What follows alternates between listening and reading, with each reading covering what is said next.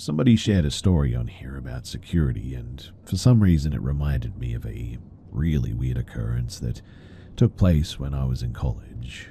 I thought that you guys all might get a kick out of it, so I thought that I would share it here. So when I was 20 years old, I'm female, I subleased a friend's place for the summer. It was one of those houses built for college students, in a subdivision that's all college students really. The house had 4 bedrooms. I rented 1 bedroom, but the other roommates were out of town for the summer as well, so I was alone. Coincidentally, one of my friends had a younger sibling that needed to find a home for her rescue pit for the summer. I've had boxers all my life and always loved pit bulls. I'd always been curious about getting one as well. And to this day, I am so glad that I had that dog, because I swear that she saved me, possibly my life even.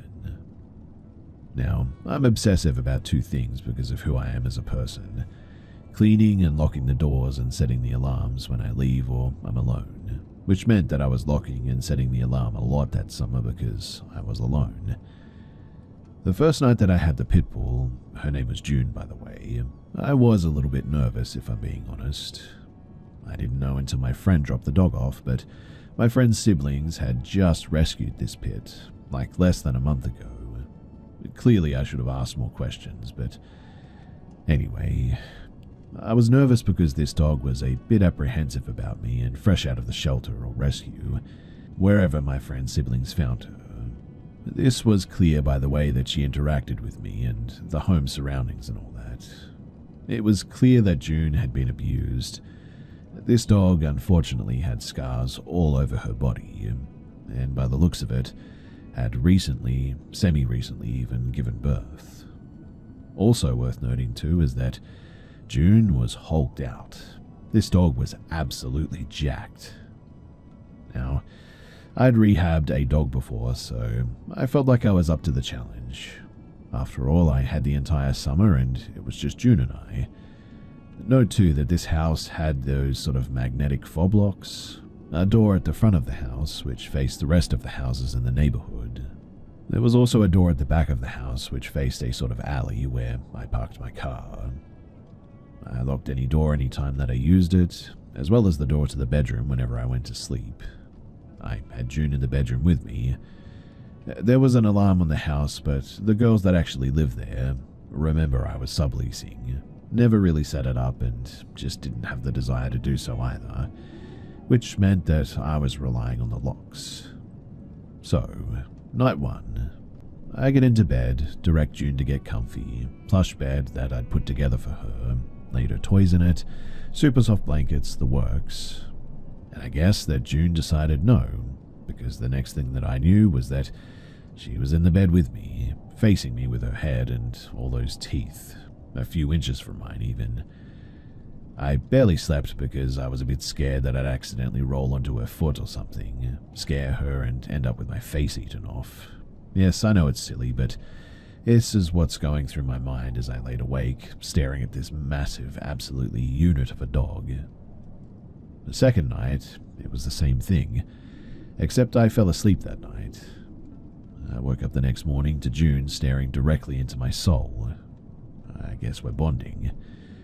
Night 3, we spent the evening watching movies, snuggling. I shared my pizza crust, and she was definitely feeling the love because she finally let me scratch her belly and started to act like a puppy, and less like the recently released inmate. The morning after night 3, I wake up and it's really early in the morning, as in it's like 6:30 or 7 o'clock. I usually got up at around 9 in the morning for my class at noon, but as I'm coming out of the sleepy stupor that I was in, trying to get my bearing and understand why the heck I'm awake so early, I accidentally clocked June. But June is absolutely snarling at the bedroom door, body slamming the door, sniffing while snarling the base of the door, lunging over and over at the handle of the door. It was absolutely terrifying, but I wasn't afraid of her, because I quickly realized that something or someone was right outside of my bedroom door and jiggling the door handle, which I'd locked at this stage. I do live in Texas, so I grabbed my 12 gauge that I kept under my bed and racked it. It's very old and it's a very loud gun, but when I racked the gun, everything became very quiet all of a sudden. I say, "Who's there?" Maintenance. We're maintenance. We didn't mean to scare you. We're just here to fix the dishwasher." I didn't put in any maintenance request. And the dishwasher, it's in the kitchen on the first floor. Yeah, we were told no one was here. I'm training a new guy and I thought that I'd show him what most of the houses look like inside. At this point, June is losing her ever-loving mind, and I'm armed, kind of annoyed that these idiots have woken me up so early. Then it dawns on me. I had deadbolted the doors. Maybe the maintenance people had some way to bypass the deadbolts? I honestly don't know, but this was time when the magnetic fobs were kind of new, I guess, or new to the apartments near campus anyways. I should have been more scared, I know, but I could tell that these guys were terrified now, between hearing the monster on the other side of the door and my gun racking. So I cracked the door a smidge, just enough for them to see the gun, June foaming at the mouth, and so that I could also get a good look at their uniform, to confirm whether they were actually real servicemen or not. Weirdly enough, they didn't have any uniforms. There were 3 men. 2 men looked like they had it rough, and they were maybe in their early 40s, and the other guy was in his mid-20s. All 3 of the men looked really dirty, like they'd been sleeping outside maybe. Weirdly though, the clothes appeared clean, but they had not been showered in a hot minute, that much was clear. I tell them to leave or that I'd open the door and let June out. I tell them that I'll call the front office and clear this up, but for now that they needed to leave. And sure enough, all 3 men turned around and they got out of that house quickly. Once the men left, I checked the doors and the back door was unlocked. I definitely had checked it the night before and there was no chance that I'd forgotten it. I called the front office the minute that it was open at 8 a.m., to which they said that they had not dispatched any maintenance men that day and asked me for a description of the men. I'm not sure if they were ever caught, but I certainly do hope so. I have never been so scared in my life. I'd used my gun when hunting, but never once pointed it at a person. In that specific housing complex, at least 5 women were attacked in weeks before this encounter too, so I was definitely on edge. I kept June the entire summer, and I would have tried to have adopted her, as we definitely bonded, and I knew that she had my back at this stage. I felt really safe with her, in fact. But the place that I was moving into, unfortunately, wasn't a place that she would be happy, as it didn't have a yard and it was really small too. But to this day, I am convinced that June, she saved me from something truly horrible.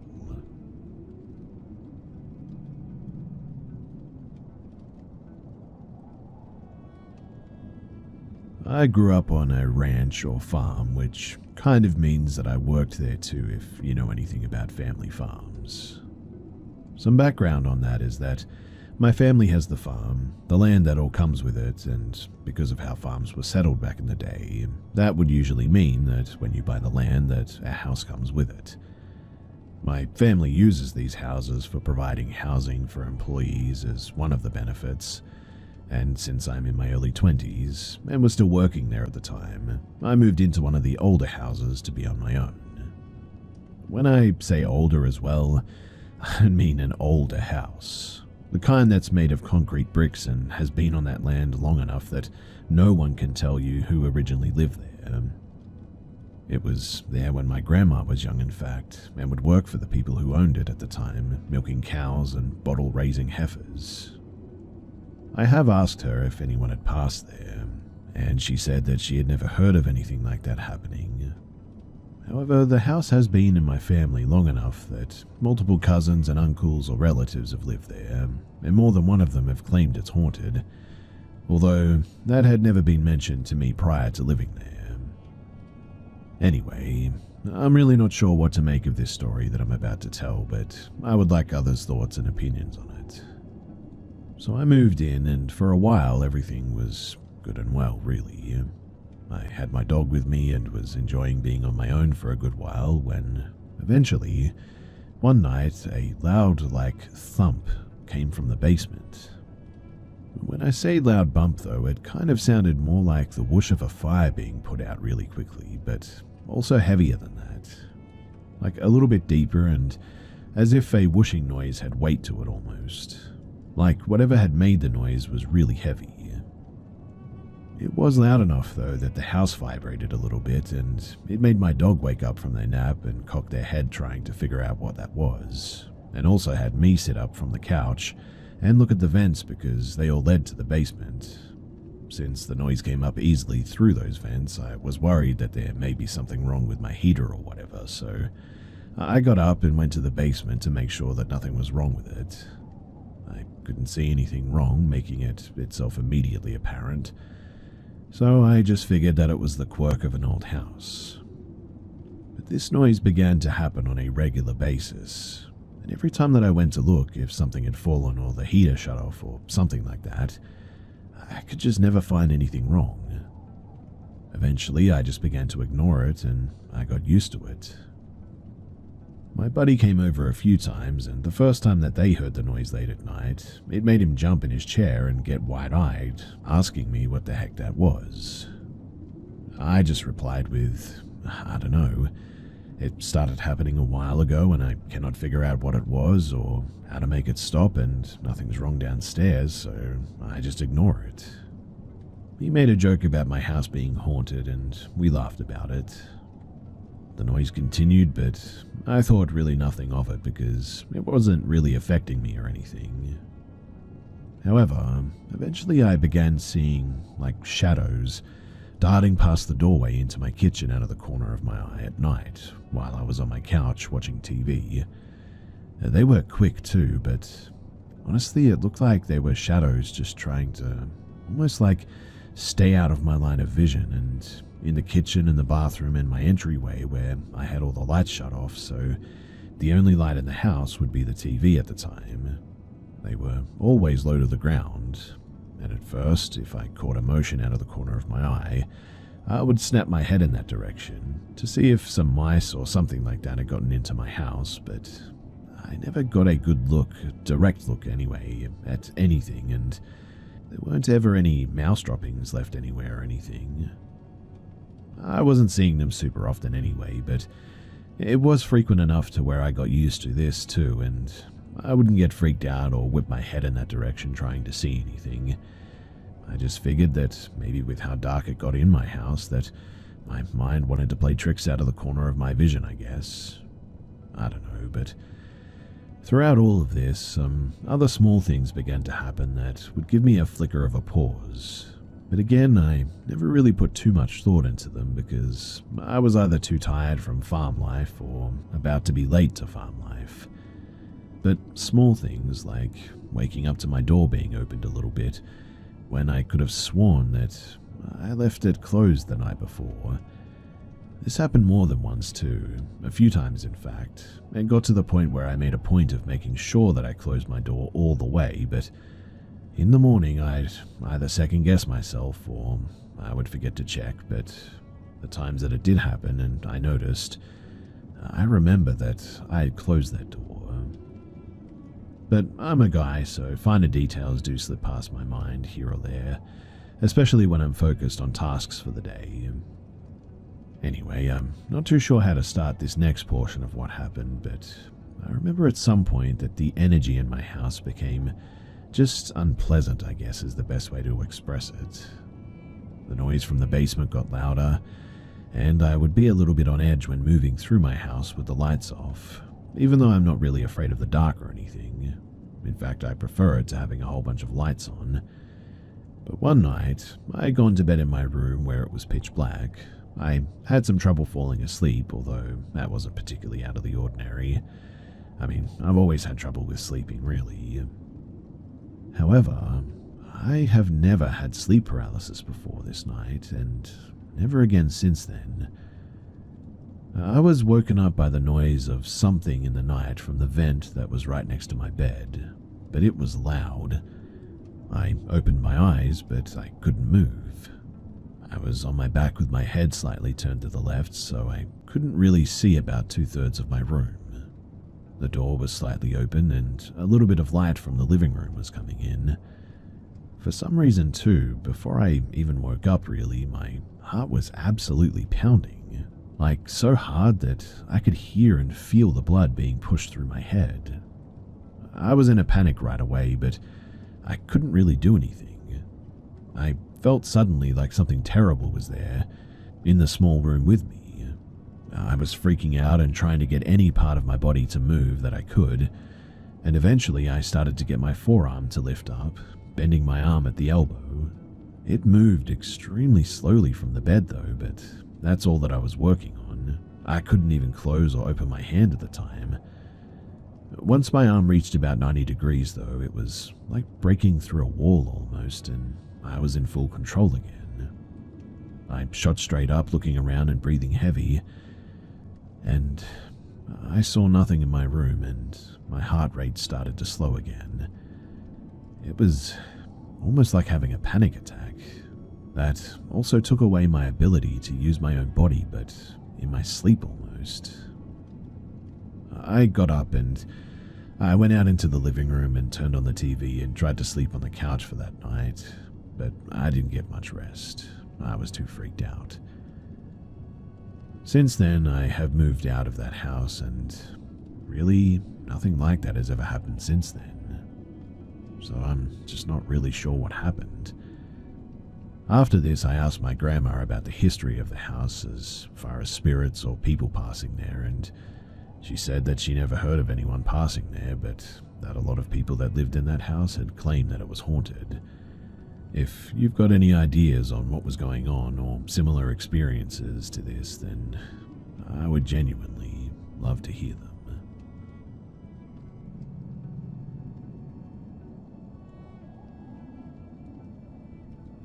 So I was a young mother and pregnant with my last child when my ex-husband and I found a cute little rental house. It had light blue siding, a large wraparound porch, white shuttered windows, a large backyard, and a separate 2-car garage. It was a 3-bedroom and a 1-bathroom. It was on a dead-end road with 4 other houses with lots between each, and a large cotton field at the end of the cul-de-sac. Across the street was an old Baptist church. Now, when we had viewed the home, I noticed that all of the cabinets were opened when we arrived, but I didn't think too much of it at the time. My favorite part of the house was the room that I made the nursery. It had the most light, and it had 2 windows with a large closet. It was an old enough home that it didn't have any central air at the time. We had window units, of which one was in each bedroom. The thing about the nursery, though, was that it seemed bright looking into it, but when you walked in, it also felt really dark. It's hard to describe, but when we viewed it, I didn't think much of it. I think that I assumed that some cloud cover came over when I walked in or whatever.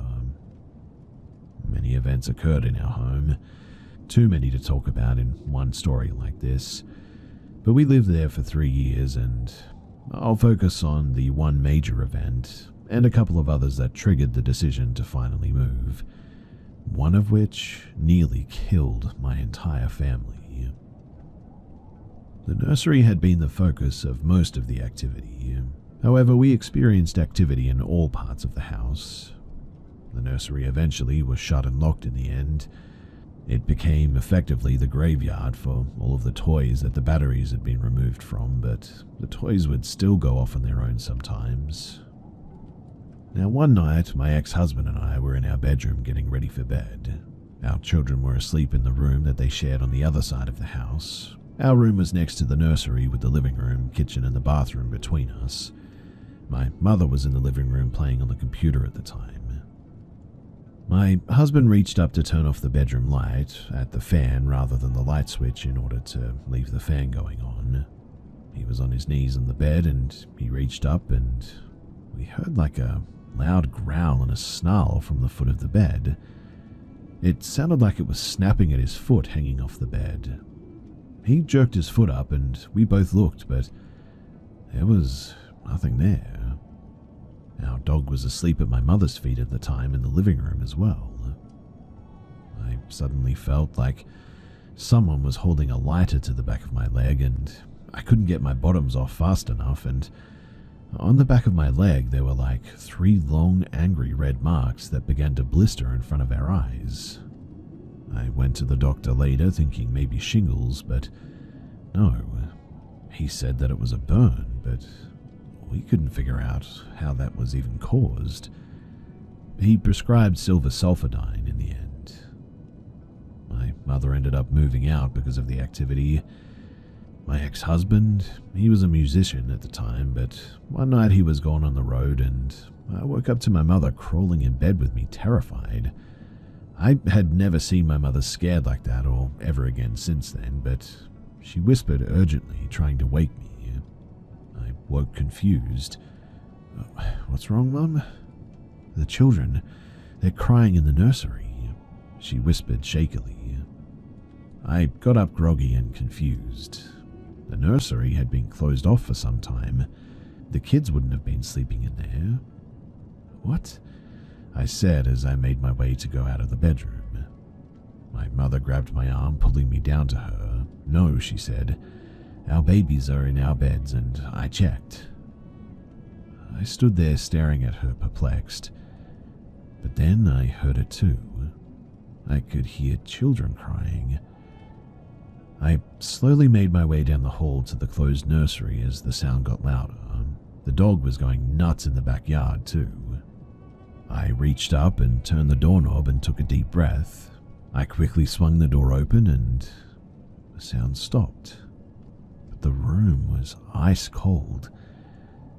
I stood there staring around the room confused when suddenly it started again. But this time it sounded like it was coming from outside of the bedroom windows. I rushed out thinking that maybe I was being pranked, and when I got out there I could still hear it, but it was coming from the nursery inside the house again. I shut the nursery back off, and my mother and I sat up in the living room with the dog until the sun rose that day. This is when the sound finally stopped as well. I felt like I had to stand guard over my children from that point on, and that was really nerve-wracking. I spent many nights like this too. I mean, how do you protect your children from something like this? At one point, I took a second shift job mixing IVs at the hospital in order to be awake while my family slept. I would get home around the time the activity was known to occur during the night. I would get home from work and sit up in the living room standing guard over my sleeping family. Another reason too was I was sleepwalking often. One of those episodes was one night when I woke up to a police officer pulling me over. Yeah, that's right. No drugs involved or anything. I woke up to a police officer pulling me over and I was really confused. I didn't even know how I'd gotten there, and my last memory was of going to bed. When he came to my window, he could see that I was really alarmed. I lied and told him that I was going to the store to get some medicine for my babies. But then it hit me. My kids were alone in that house. The officer followed me home to make sure that I was okay. He had dealt with coming to my house before, and the police knew that it had weird things going on. Officers had come to my home and experienced things even. They were called when we had first moved in and thought that there was an intruder at one stage.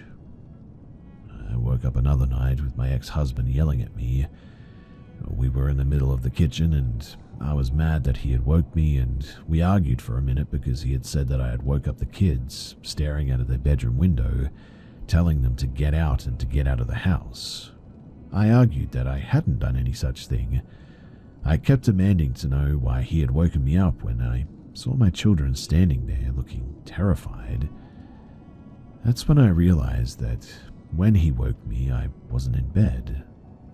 I was standing in the kitchen. I was scared to sleep at night, afraid that it would happen again. I avoided sleeping at night as often as I could. I tried sleeping during the day, but there were just some nights that I had to sleep. And on one of those nights, I woke up to my ex-husband standing at the foot of the bed with his back to me. I could see him because of the screensaver from the computer screen in front of him. The alarm clock sat next to the computer and it read 3 a.m. I sat up in bed.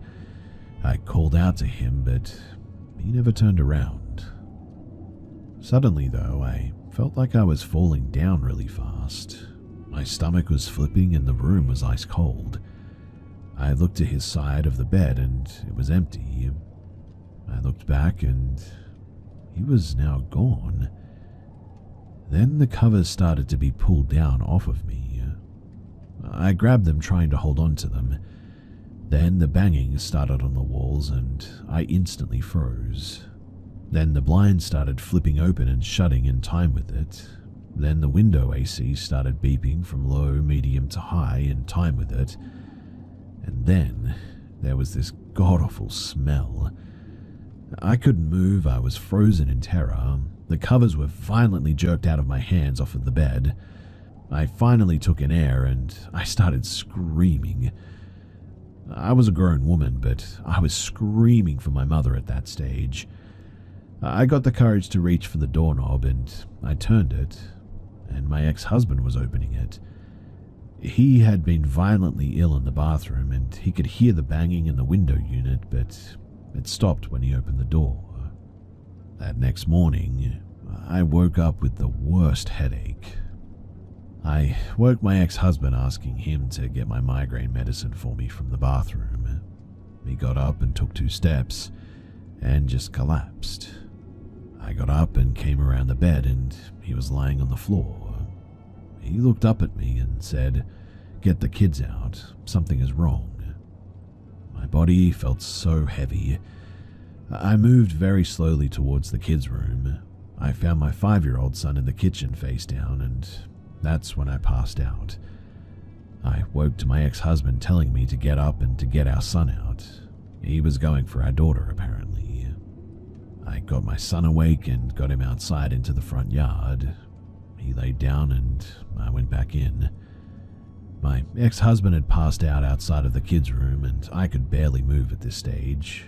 It took too much energy to try and lean down, so I nudged him with my foot until he finally woke up. I told him to crawl outside with our son and I was getting our daughter.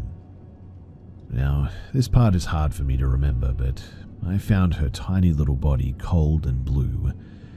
She only weighed about 30 pounds and she was 3, and I dragged her out of the house and she felt like she weighed a ton. I laid my little girl on the front porch, and it's hard to describe what it feels like when your brain is lacking oxygen like this. It's very difficult to think, but your body is prioritizing survival, so thinking, let alone hallucinating, just isn't even possible. The brain just isn't even trying to make sense of information at all. It's computing very little, really. It's prioritizing trying to keep your body going, but even through that haze, I knew that my daughter was now dead. So I went back into the house to get my cell phone, to call for some help, and lay down inside to die with my child. I couldn't stay conscious long enough to complete the call, so I went back to the front door to make the call, and when I got there, my little girl's eyes are open and she was breathing.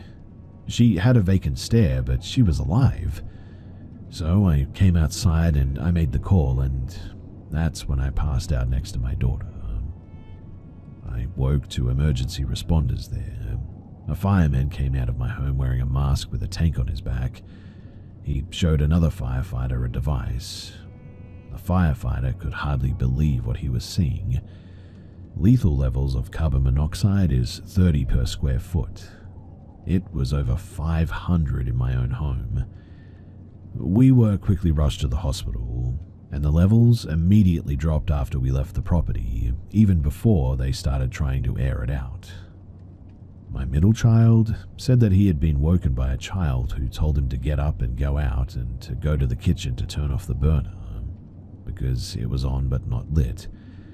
He hadn't turned it on, and neither had anyone else, and I hadn't even cooked that weekend. He evidently had passed out in the kitchen after turning it off. My daughter said that she remembers playing with a black cat and then describing the same child along with the cat watching me drag her body out, and then they took her to her body and showed her how to get back into it. The investigator knew this after interviewing my kids, and he said that he still couldn't explain those levels and he found nothing malfunctioning in the end. So we were not hallucinating for like the 3 years as people like to speculate, but he just couldn't explain it. In fact, it was listed as an unsolved case in the end. Plus, that doesn't really explain how my children saw the same child. I'm sharing this because I want to set the record straight too. Police that experienced events were not hallucinating from carbon monoxide if they could hear the bangs and the screams before even entering the house. Carbon monoxide didn't cause the lights to flicker. It didn't cause the electrical devices to go on and off in our room. It didn't burn me, and it didn't open all the cabinets in the kitchen every day. It didn't turn water on by itself, and it didn't open the fridge and didn't jerk the contents out. It also didn't make toys go off without batteries. It didn't make the walls cry in the nursery, and yes, I said cry. The walls started dripping a sort of clear fluid, and again, when you're lacking oxygen to that degree, you cannot think, let alone hallucinate. I experienced it, and I'm not crazy, and nor is every single person that ever came to my home. I mean, it even reached the point where the police were hesitant to come into the home in the end. Obviously, we moved after that. The last night there, I was cleaning alone as well. All the furniture was gone, and someone knocked at the door. I looked out of the peephole and saw my neighbor standing there. Headlights came up behind him, and he turned around. I opened the door, and when I did, there was no one there and no car. I shut the door, and suddenly it felt like a truck had slammed into me. I couldn't breathe. I was rushing back up to the bedroom to try and get my inhaler in my purse, and that was the last thing that I remember. I woke falling from a standing position in the living room, slamming into the wall. I was so cold. In fact, I've never been that cold. I was disoriented because the furniture was gone, and I made my way to the bathroom. I looked in the mirror, and my teeth were chattering, and I was so pale. I stripped down and I ran a hot bath, climbing in. I was just so desperate to get warm. When I had undressed, my phone fell out of my bra, and I grabbed it and called my ex-husband, crying. I told him that I was at the Blue House and I just woke up freezing. He was frantic. I had been missing for 5 hours now, apparently. They had been to the Blue House looking for me, and apparently I wasn't there. I don't know where I was or what I was doing, but again, no drugs involved, and the fire inspector already verified no leaks or nothing malfunctioning or anything. After moving, I was in the living room that had a vaulted ceiling with a loft and a bedroom that overlooked it. The kids were playing upstairs, and my ex-husband was in our bedroom, and I was watching TV. When all of a sudden there was a sort of feeling of static building up in the room. I froze, and then you could literally hear this energy rush up to the ceiling. I put my foot down to run, and then it slammed to the floor with like a thunder. The front glass storm door blew outward into the yard, setting off the car alarm. The activity had started again. One day the kids were at school, except for my youngest, who was upstairs. My husband was at work, and I was in the living room painting and watching some TV. My daughter was chattering away upstairs as she was playing, and then she sounded angry and yelled at me to tell him that it was her toy. I sort of absent-mindedly yelled up at her imaginary friend to give her the toy. I assumed that she was playing make-believe, but then she started absolutely screaming. I put my paintbrush down and started up the stairs. I got to the landing and turned toward her room. My daughter had a hold of her doll's feet with both hands, and Her body was straight up at a 45-degree angle, pulling. Something had a hold of the doll's hair at the other end, and it was pulling it. Upon seeing this, I literally gasped. My daughter let go when she heard me and dropped to the floor. I grabbed her and loaded her up in the car and left. I don't even think my feet touched the ground, I was running so fast. I picked up my boys, and after that, we never went back. One of my sons, unfortunately, took his own life shortly after this, and I will always wonder if it had something to do with what tormented us. His name was Shane, and he was 17. He had messy brown hair and a crooked little smile. He was growing his first mustache. It was thin, but he was adorable. He was here, and now I was shattered. It was then that I went on a journey of true self-destruction too. I got into drugs and caused a great deal of damage. I make no excuses for that too. The light had left my world, and I just didn't know how to live without this light in this world anymore. I was weak, I declared war on God, I was angry, my other children lost their mum and their brother, and I was selfish. I was lost in my own despair and so focused on my own pain that I didn't even have a mother, and genuinely, this is the greatest regret of my life.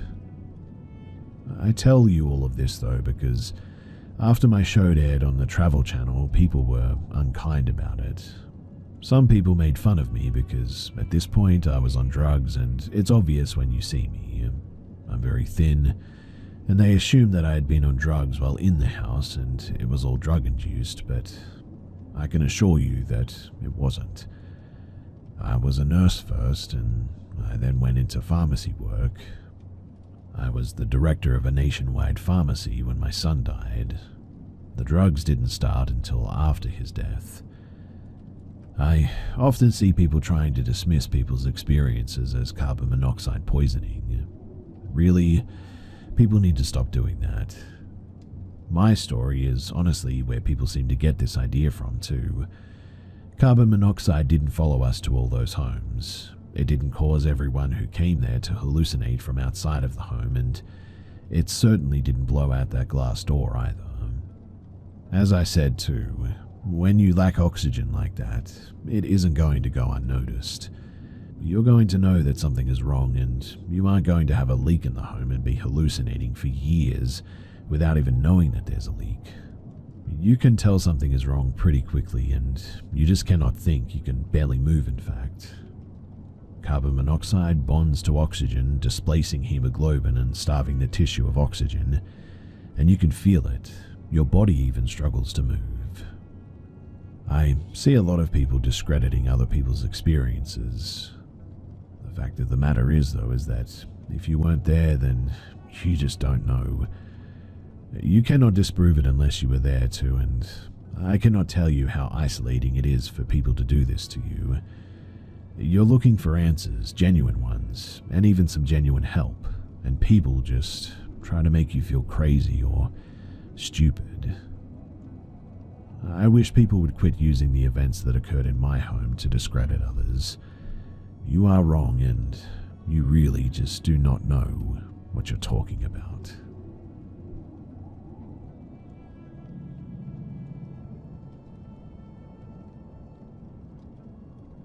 So I'm female, and at the time of this story I was 9 years old. My parents used to work as a night market vendor, and they were selling shoes back then. My mum did warn me to stay cautious and not to wander off too far, especially at night. I listened for the most part, as I've always felt like a bit of an anxious kid. I always had this feeling of just being in constant danger, I guess. But one night I was playing beside my parents' van. My parents were attending to customers, so they didn't have their attention on me, and as I was playing, acting as if I'm a Pokemon trainer, I saw a glimpse of a man. The man was tall and skinny. He was hiding behind an abandoned burger stall just a few meters away from me. I kept myself on high alert while playing. The man slowly emerged from the shadows and showed me an RM1 on his hand. He beckoned with his hand, inviting me to come closer. I knew from the start that this is something my mum had always warned me about. Man in the shadows, luring kids to come closer. It all made sense to me, so I backed away, trying to keep myself closer to the light and in the eye of the crowd. The man crept in closer, raising his hand for me to come and see the cash in his hand. He then put the money on the table and he stepped away. Again, it was clear that he wanted me to come and get it.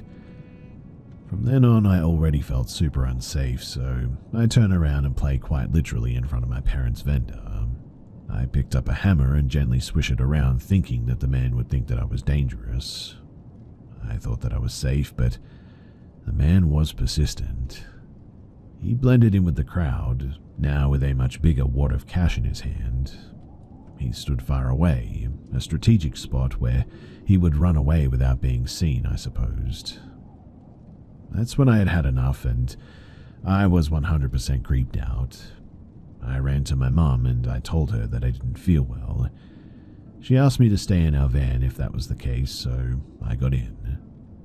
I kept looking through the window for a whole minute, but the man was now nowhere to be found, so I thought that he was gone. With a sigh of relief, I lay in my van telling myself that I should probably get some sleep. And that was when I saw the head of a familiar haircut walking in front of the van window to the other door, a door that I knew was unlocked. I immediately got out of the van and I ran to my mum. I told her that there was a man with money telling me to come closer. My mum asked me to show my dad where the man with the money is. My dad followed me, but by that time the man had disappeared, leaving the money on the top of the same table. I pointed the money to my dad and he approached the table and took the money and gave it to me, and he told me to stay in his sight that night. That was the last time that I ever saw that man, and it's always made me question just how many other victims he had. Had he been caught yet? Is he in jail now? I don't know, but I sure don't like to think about it either.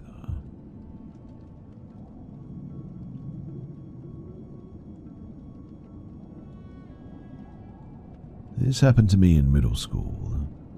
So I found this old antique vintage clock in pretty good condition.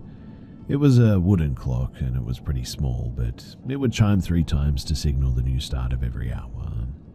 So I asked my parents if I could bring it upstairs and use it.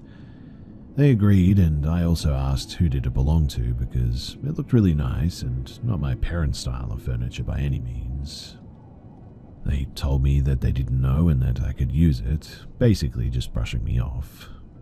So I put it in my room, and I have a bunk bed with my brother, and he sleeps on the top and I sleep on the bottom. I put the clock next to me by my head above me on the rail, and for months nothing really happened with that clock. In fact, I actually really loved it because of the song that it played with 3 chimes.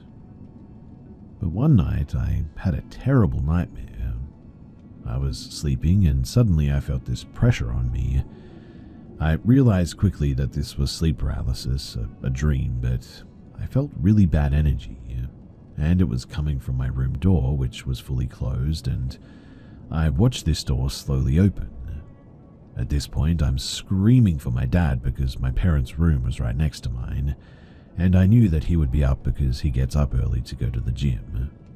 But as soon as I scream, my voice is completely hoarse, like there's no sound and I'm coughing and trying to scream for my dad.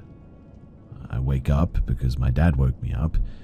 He asked if I was okay and I was like, yeah, why?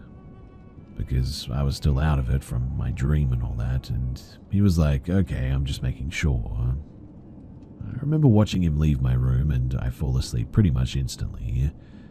The dream continued, except the door was almost halfway open, so I'm screaming again, asking for my dad to help me, to come back and that it's here.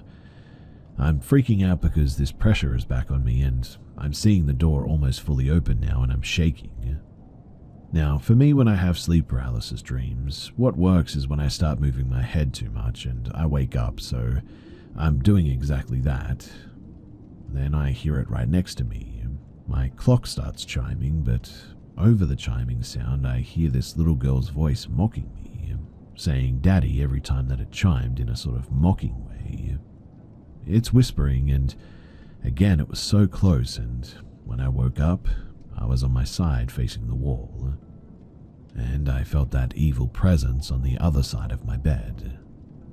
I was too scared to turn around or to go to sleep, even to cover myself with the blanket. I just stared at the wall. I ended up asking my dad if he saw anything weird or did anything weird, and he told me that nothing happened. So I'm at my family's party and we're sharing ghost stories at one stage, and I'm telling my cousin my dream, and they stopped me halfway through. They told me that they had heard this story from my dad allegedly, and I was confused because I was like, what? And they proceeded to tell me that night my dad allegedly woke me up screaming in my room. When he entered my room, I was screaming and choking allegedly. So he shook me awake, and then he told my cousins that he had never heard me or anyone in the house scream like that. I instantly felt fear because my parents had always gaslit me into thinking that any paranormal experience that I had was not real, and I just have an overactive imagination, but hearing this confirmed that I wasn't overreacting. After that, I turned off the clock and I put it back in the basement. I did come back 5 years later to see that maybe they sold it, but my dad had allegedly thrown that clock away for some reason.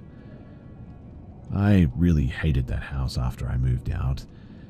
I never experienced anything paranormal anywhere else, but me and my brother can agree that there's a demon or a little girl or something in that basement, because there's been multiple instances where we've seen this little girl in the house, and every single time it is a very, very dark experience.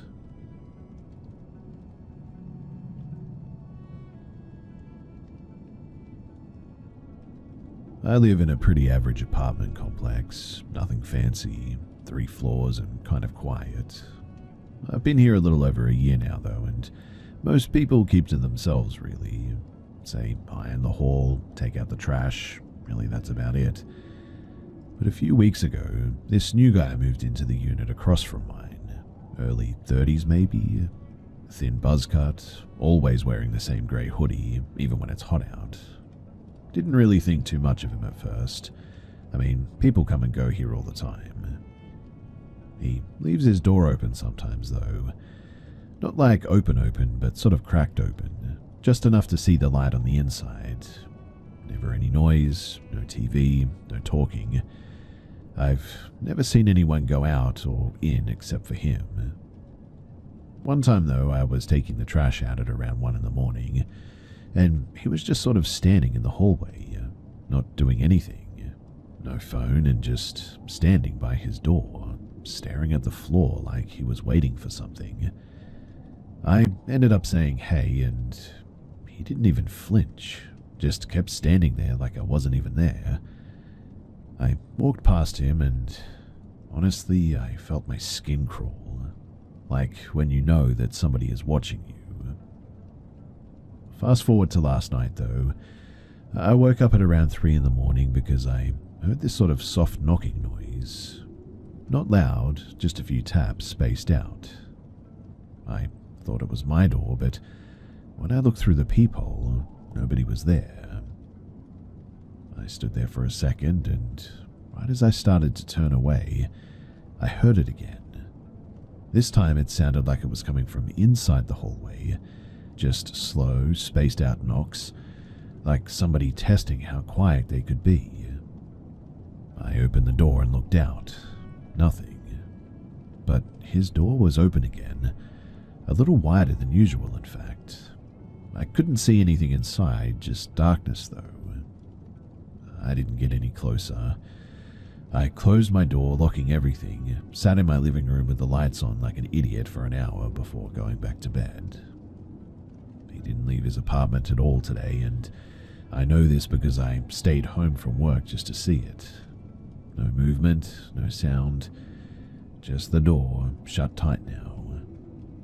And look, maybe I'm being paranoid, but something about him just feels wrong. Almost like he's pretending to be normal, but doesn't actually know how. I don't know. Should I say something to management? The cops? I feel sort of dumb about it, but I've just got this feeling in my chest that just will not go away.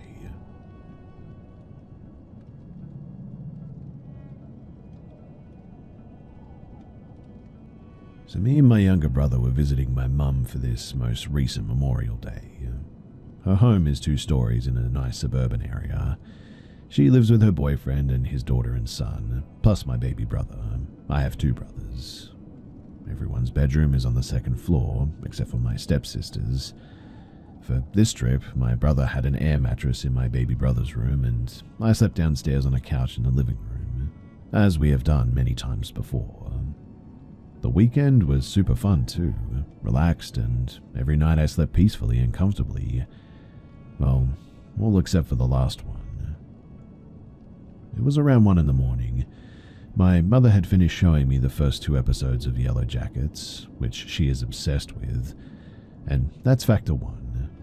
That show is creepy as heck, but by no means is it the worst that I've ever seen. Factor 2 is that I had also smoked some green about 3 hours prior. Also relevant, but I want to convey that I'm no stranger to smoking and know when it has worn off and all that. I was definitely sober is what I'm getting at by the time that we all headed to bed, but I want to cover all the facts because it's relevant. So, everyone except for me went upstairs. My stepsister was already in bed and had been asleep for a while. I showered, packed my stuff because we were leaving the next morning, and laid down on the couch to scroll on Pinterest and get sleepy. And it was right about here is where I began to feel this off feeling. The room felt emptier, like there was way more space, like something was missing and I just couldn't put my finger on it. It's not silent. There's fish, turtle tanks with active pumps in the room, and also a fan sitting on the coffee table behind my head, pointing over me and pushing air away from me. It's also not dark either. Some reptile lights in the room have night mode and all that. The living room is also the reptile room, but my point is that it's not creepy and I'm not all alone, and this was the first time that I had felt anything like this in this room or in the house in general. Reminder too that I had slept just fine the 3 previous nights. Anyway, I'm laying there scrolling on my phone, ignoring the off feeling, when suddenly I hear 3 distinct loud clicks come from the entrance of the hallway leading to the garage. The best way that I can describe it is that the clicks sounded like someone making when they're trying to sort of coax a cat to come to them. I sort of froze, fully expecting my sister to walk out of the hallway leading, as it also leads to her room, but nothing happens. I then start running down my options. What could have made that sound? A faulty light? There was no flickering. Maybe an animal? None of the reptiles present have that kind of capability. My sister? Maybe, but what the heck is she doing? Why didn't I hear her door? And she's been sleeping for hours, and she's a heavy sleeper. A machine? Maybe, but which one? It had never made that noise before.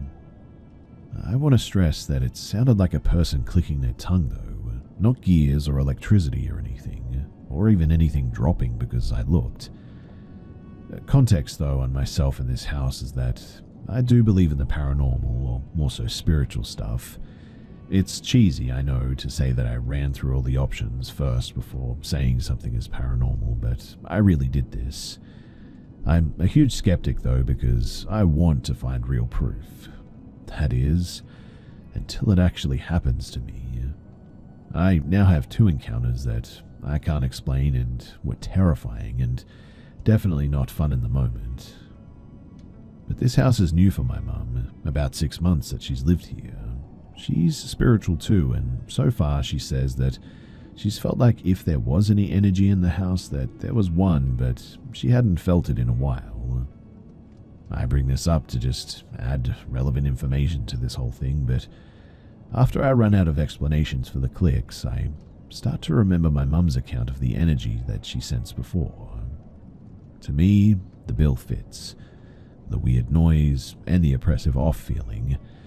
The possibility that I'm not alone is now running through my mind, but it hasn't hurt me this whole time, and I'm tired, so in the end I just sort of go back to scrolling on my phone and I try to ignore the paranoia. I lay there, my knees up, no blanket. I moved from Pinterest to YouTube to watch one of my comfort content creators because of the uncomfortable feeling just not going away. However, I couldn't really find safety in it because every time that I would get too engrossed in the video, a hair would sort of glide across my knee.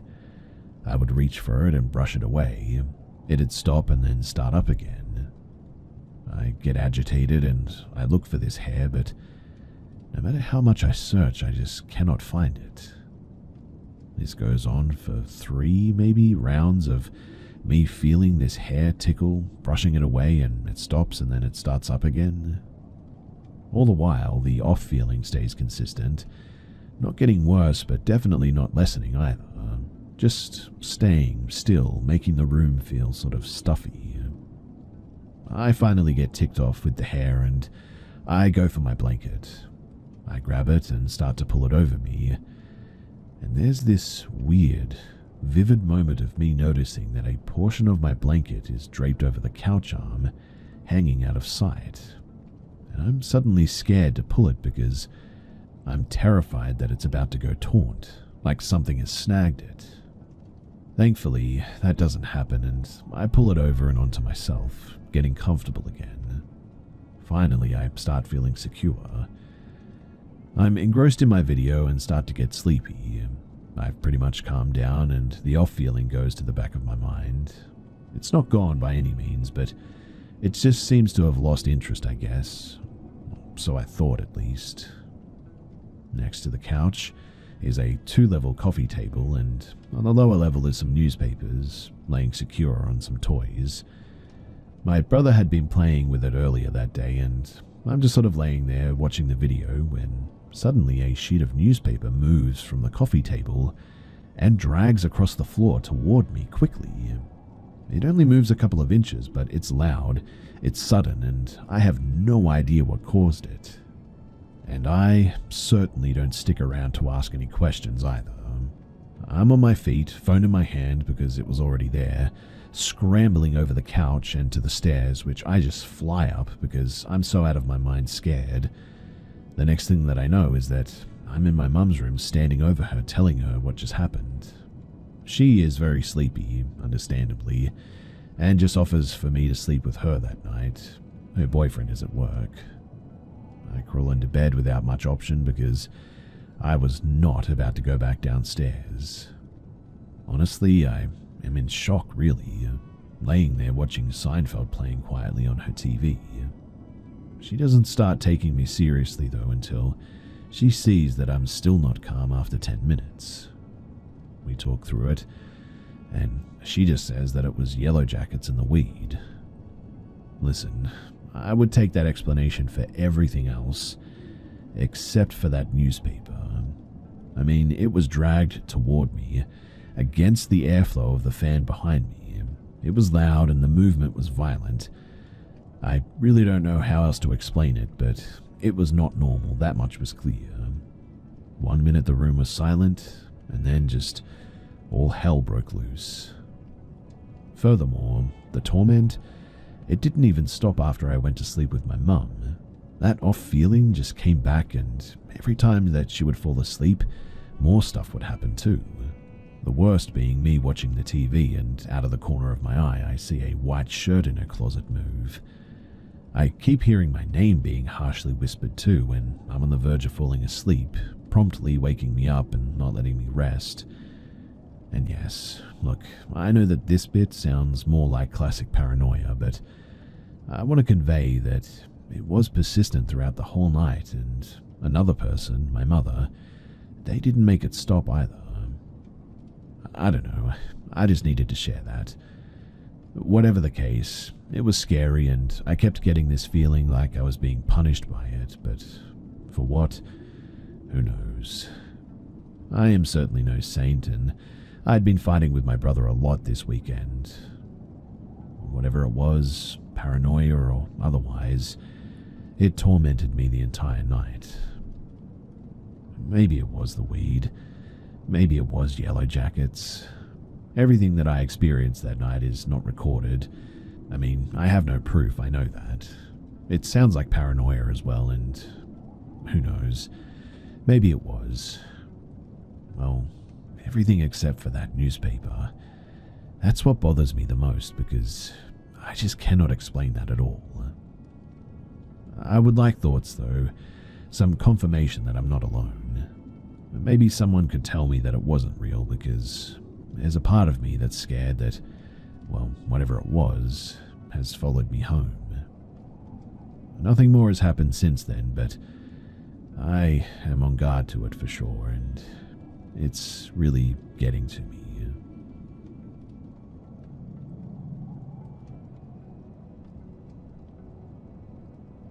Last night, I slept at my boyfriend's house.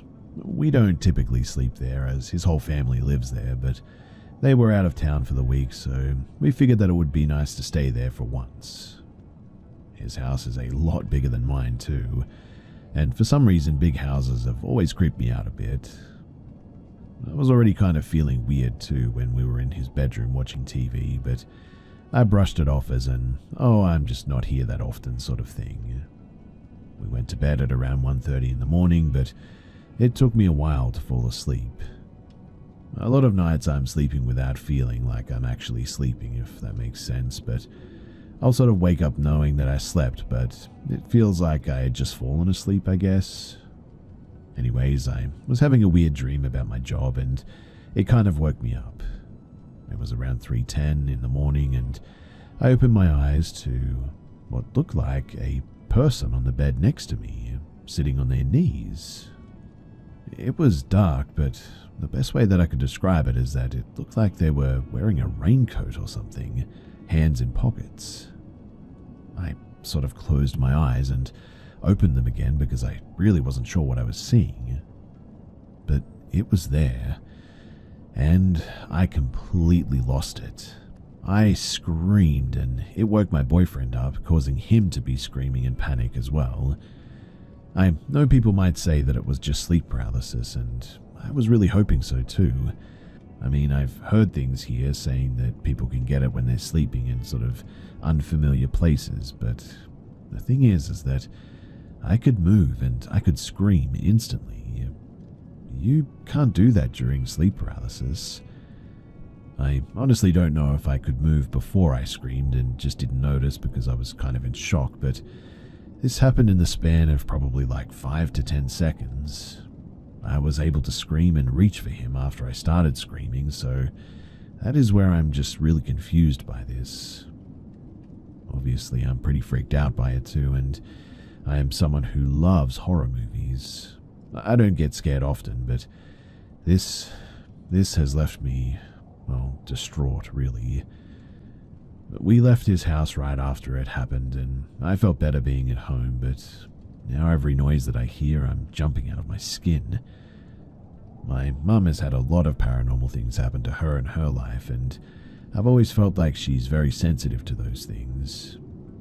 And if this has caused me to be as well, then count me the heck out. And of course, when I called her, she says, "It's okay, I've seen long-haired ladies walking out of my room and it's no big deal." This is a big deal to me, though. I don't know exactly what I'm looking for here, but I'm having a ton of anxiety now, and I'm really just not sure what to make of any of this. If anyone could explain this, or give me some peace of mind at least, anything, that would be great, and thanks in advance.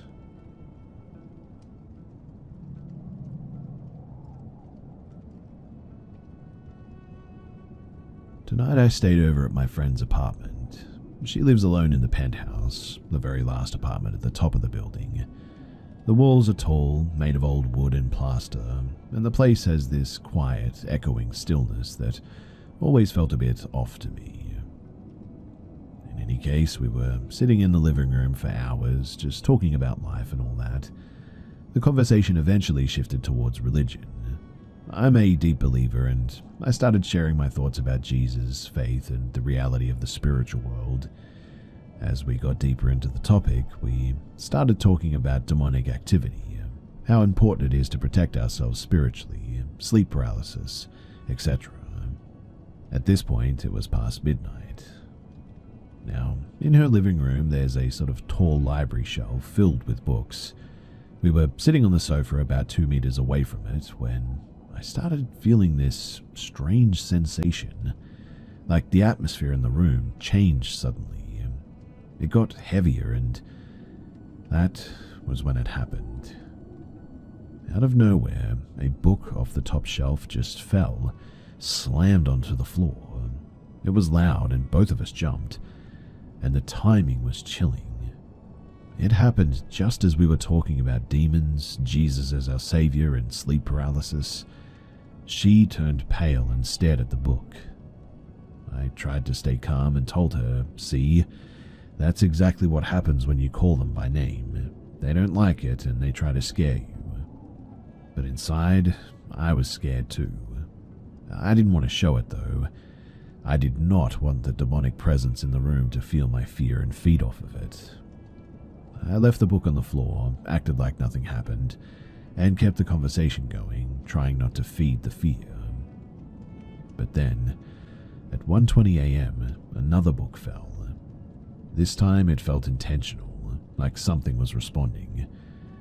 That was too much, and I stood up and loudly called out and rebuked this thing. My friend was shaking, and she ran to the restroom to wash her face, on the verge of tears now. We stopped talking about anything spiritual after that.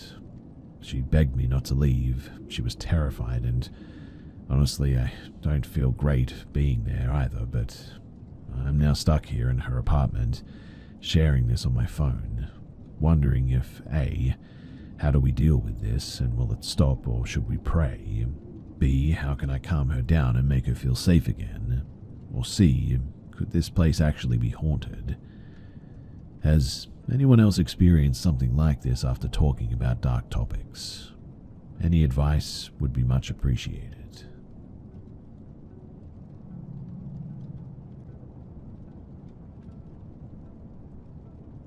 This happened recently, and I just really still cannot wrap my head around it. It wasn't a dream, a prank, or some kind of an illusion. Multiple people witnessed it, in fact, both inside and outside of the door. And to this day, none of us can explain it. Here's what happened. So, a group of people that I know went into a creepy basement, the kind of place that already feels off before anything even happens. The basement door was open when they entered and the lights were on, but once they were inside, they found themselves completely locked in. They couldn't get the door open from the other side, no matter how hard they tried. Me and a friend who were upstairs, we heard them call out that they were stuck and couldn't get out. We figured that the door was jammed or something, so we went over to help. But here's where things get really weird. As we approached the basement door, the group inside later told us that they could hear us coming.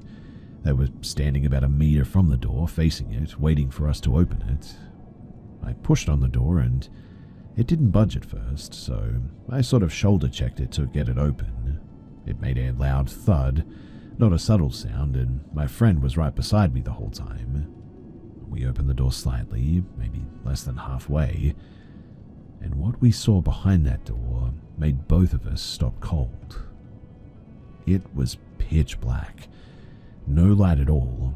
Not dim, not shadowy, just pure blackness, like a void.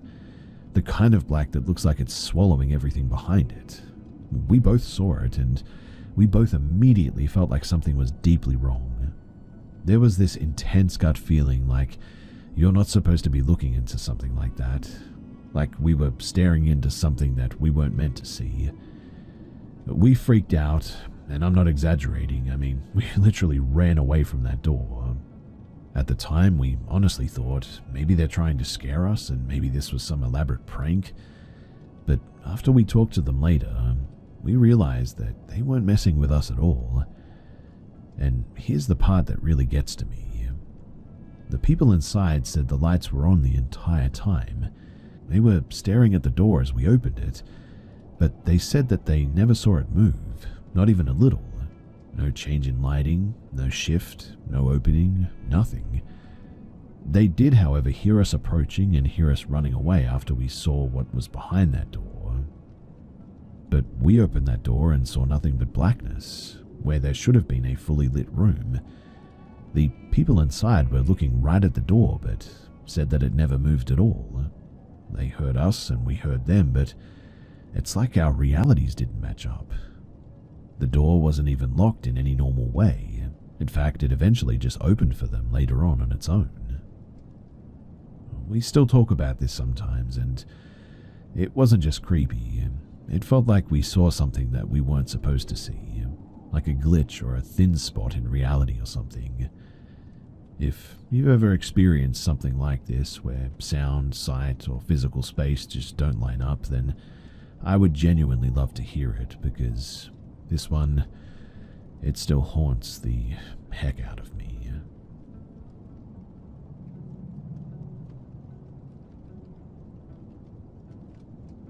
A couple of years ago, I needed to pick up a Facebook Marketplace find, but I didn't have a car. I found an ad on Facebook for a guy with a truck and asked if he could meet me at the pickup spot. He met me, helped me load the stuff up, and my house was just up the street, so I asked if he could give me a quick lift back, which he did. I used him a couple of more times, and so did my husband over the next few years. My husband would also accept rides from him, and sometimes if we had a lot of stuff, he would bring a friend with him to help with the moving and all that. He's a super quiet guy, never says much, and just sort of shows up and does the job and then leaves. And well, one day in April of 2024, I saw a bunch of furniture on the side of the road for garbage day that I wanted to save. The homeowner let me put it back on their porch, and I texted my truck guy asking if he could come and help me. He said sure, that he could come tomorrow, and asked if I needed a second person this time, and I said no. He gave me the rate of $100, which I thought to be pretty reasonable, if not cheap, considering that he had to drive almost an hour to get to where I am, but I figured that whatever he sets is his own rate, and so really that's that. Flash forward to the day in question. My husband is away and the pickup spot is just down the street, so I'm walking towards it and I see this truck. I also then notice that there is someone in the passenger side seat. The windows are super tinted though, so it's hard to tell, but this immediately puts me on edge because I said that I didn't need two people for this job. As I get closer and walk around the truck on the passenger side, I see that it's a woman, but she doesn't get out of the truck. He gets out and he's unexpectedly cheery to see me, asks how I'm doing and blah blah blah, and then before we have even started loading the furniture, he goes, "So will you ride with me again today?" This caught me off guard and I was like, "Oh no, don't worry, it's just up the street." He goes on to say that it's not a problem and I should just ride with him. He clears a spot in the back seat of the truck behind the passenger seat, and as we're loading, the woman finally comes out, but she doesn't say anything to me, which I thought was a bit weird. She starts to load things into the truck bed, and as we're loading up, I'm texting my husband, and I'm like, something just feels really weird. He really wants me to get on his truck. Husband says absolutely not, do not do it, and to send him the license plate, so I get a sneaky look at it and send the plate details. I tell him that I feel rude by not getting in the truck, but when the truck bed started to get full, I put some of the last items in the spot behind the passenger seat that he had cleared for me. And then both of them are like, "Oh, no, that's your seat. Don't do that." And they move the items from the back seat to the truck bed. I'm jokingly saying things like I'm going to walk and I need to get my steps in anyway. And when we finally finish loading, it's me, him, and her standing outside of the truck. I tell them that I'll meet them there, and again he's like, No, we'll give you a ride. This goes back and forth for actually so long, with both of them trying to convince me to get into the truck, and I'm getting more and more flustered because, what is even going on? Then the girl, who I assumed was a girlfriend, was like, would you feel more comfortable if I sat in the back seat instead, and you could sit up front? At this point, I'm really confused. My heart is racing, and I know that something is up, so I just blurt out, I'm not getting in the truck. I listen to way too much true crime. I'm not getting in your truck, okay? I don't feel comfortable. After I say this, they just kind of start laughing like it's a funny joke. Like, yeah, of course, yeah, we get it. So I start walking. They drive over, and by the time that I get there, they have dumped the furniture on the front yard of the house now. She stays in the truck, and he hardly says a word to me, and I'm like, I'll send you the transfer, and he's back to being his quiet self. Then they leave in a hurry. My adrenaline was going wild. I was so confused, and I kept replaying the interaction and seeing more and more red flags, and the crazy thing is that I would have gotten in that truck, and that was my plan all along. The night before, when chatting with my husband, I even said, yeah, he'll probably offer me a ride again, which will be helpful. I mean, I had fully planned on getting on that truck, and the scary thing is that if he had not acted so different right from the beginning, had he just introduced the woman and said oh, sorry, I had to grab her from work or something, and not made such a big deal about it with me getting in the truck, honestly, I would have gotten on that truck. And looking back on it, I have no doubt in my mind that they were planning to do something sinister. I mean, why else would she notice that I was clearly uncomfortable and still try to get me on that truck? The thought that did run through my mind was the Crime Junkie podcast words to live by. Be weird, be rude, and stay alive.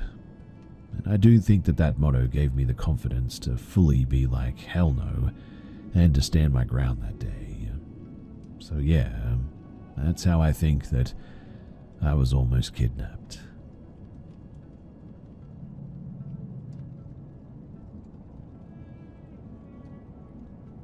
This happened 6 to 7-ish years ago, when I was working as a supervisor at an off-license in a pretty small farming village in the middle of nowhere.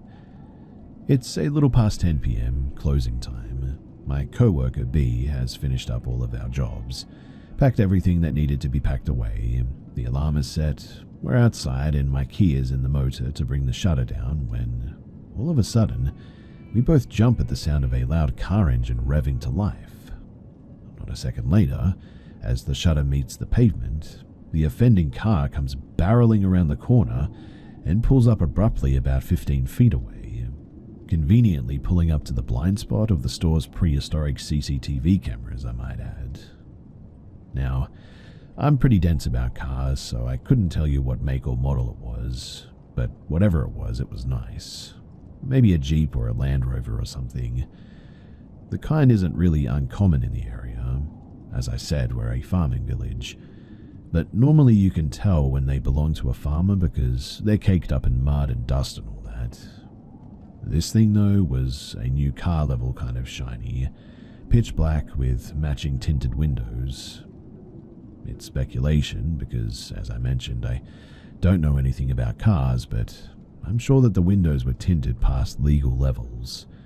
I mean, we couldn't see inside at all. Whatever the case, the driver just sits there, engine still on, seemingly not going anywhere, as B and I chat between ourselves, both unconsciously stalling, waiting for whatever this is to move along.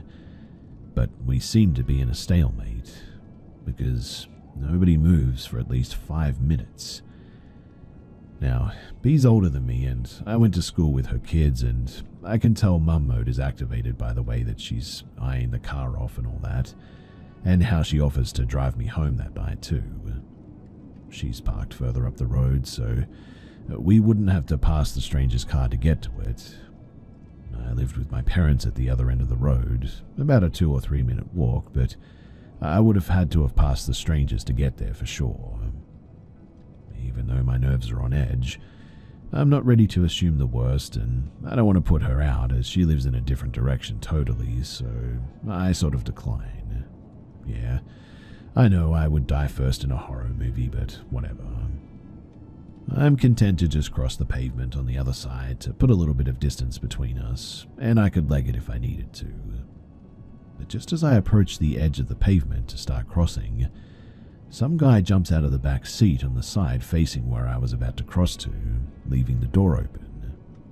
He's not masked or wearing dark clothes or anything to that effect, but he's wearing a cap and keeping his head down, so I cannot make out his facial features. From what I can see though, he's white, easily 6 foot, and I wouldn't say big, but fit enough that he could take B or myself, who are both closer to like 5 foot, and certainly not in the best shape of our respective lives. Immediately, I start backing up, even more unnerved, and as if sensing my suspicion, he lights up a cigarette, acting nonchalant, but at the same time starts rounding the back of the car, joining B and I back on our side of the road, but for maybe 10 feet of distance. Actually, if the offer still stands, I would like a lift home after all, I say to B, and I can tell that she's relieved by my change of heart. We speed walk to her car, neither of us taking our eyes off of the other vehicle and its passenger for even more than a second. As soon as we're seated in her dinky little two-door, I pull out my phone, planning on taking a photo of the license plate. B has a similar thought, and she's rummaging in her glove box for a notepad. But before either of us manages to execute our plans, the guy who had gotten out climbs back into the back seat, and the car speeds off into the night, leaving a half-smoked cigarette in its wake. Sharing this actually makes the whole thing feel even more trivial than it did in my head at the time, but in that moment, it felt very distressing. The theory that wins out in most retellings is that they were there to rob the shop. B and I would have been easy to overpower, and presumably there was at least one other person in the car to aid in that. They could have just taken the keys from me, or they could have forced us to go in with them so I could turn off the alarm system and open the safes and all that. A few months later too, I'd moved out and was working a different job in the city, but I'd heard through the grapevine that the shop had been held at a knife point at one point. No idea if it was the same people or not, but timeline-wise, it seems possible at least. The scariest theory goes to my mother though, who watches a lot of true crime, and is certain that she could have been a police detective if not for her criminal record. She's convinced that it was a planned kidnapping, specifically for me. Her evidence being the lack of proper face coverings and the fact that they were parked in the camera's blind spots. There were more cameras in the building that they couldn't have avoided if they wanted to go in and rob the place after all.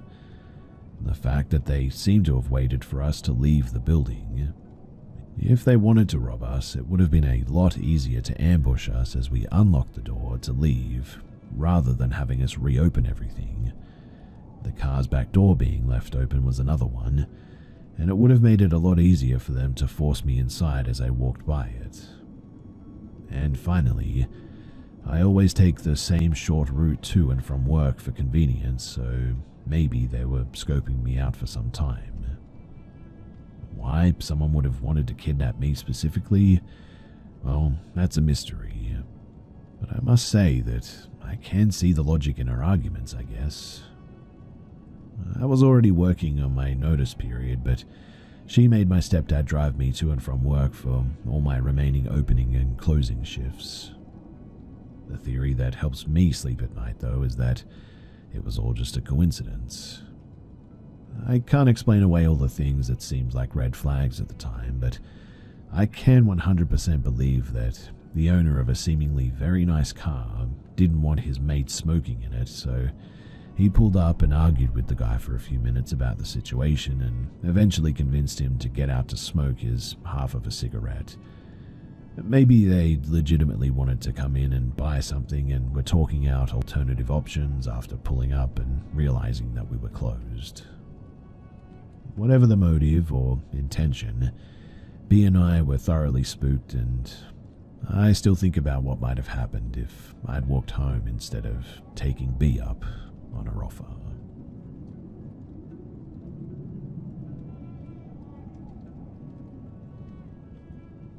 So, I'm into LARPing, and for those who don't know what that is, we basically spend the weekend in the woods dressed as medieval fantasy characters and interact with each other. I go to these events with my friend and my partner, and we meet some more friends when we're there usually. Now, there are all types of people at these events, but 99.9% are absolute angels. I had yet to meet the 0.1%, but man, do I wish that I hadn't. Before the event started, a guy named Greg swung by my tent while I was setting it up. My partner and a friend were setting up the secondary tent up a path and couldn't see me at this point. There were 5 other people to my right. I had never met the guy before, but as soon as he said hi, I had a bad feeling. He was around 5'10", obese, a neckbeard, basically what would fit the description of an incel.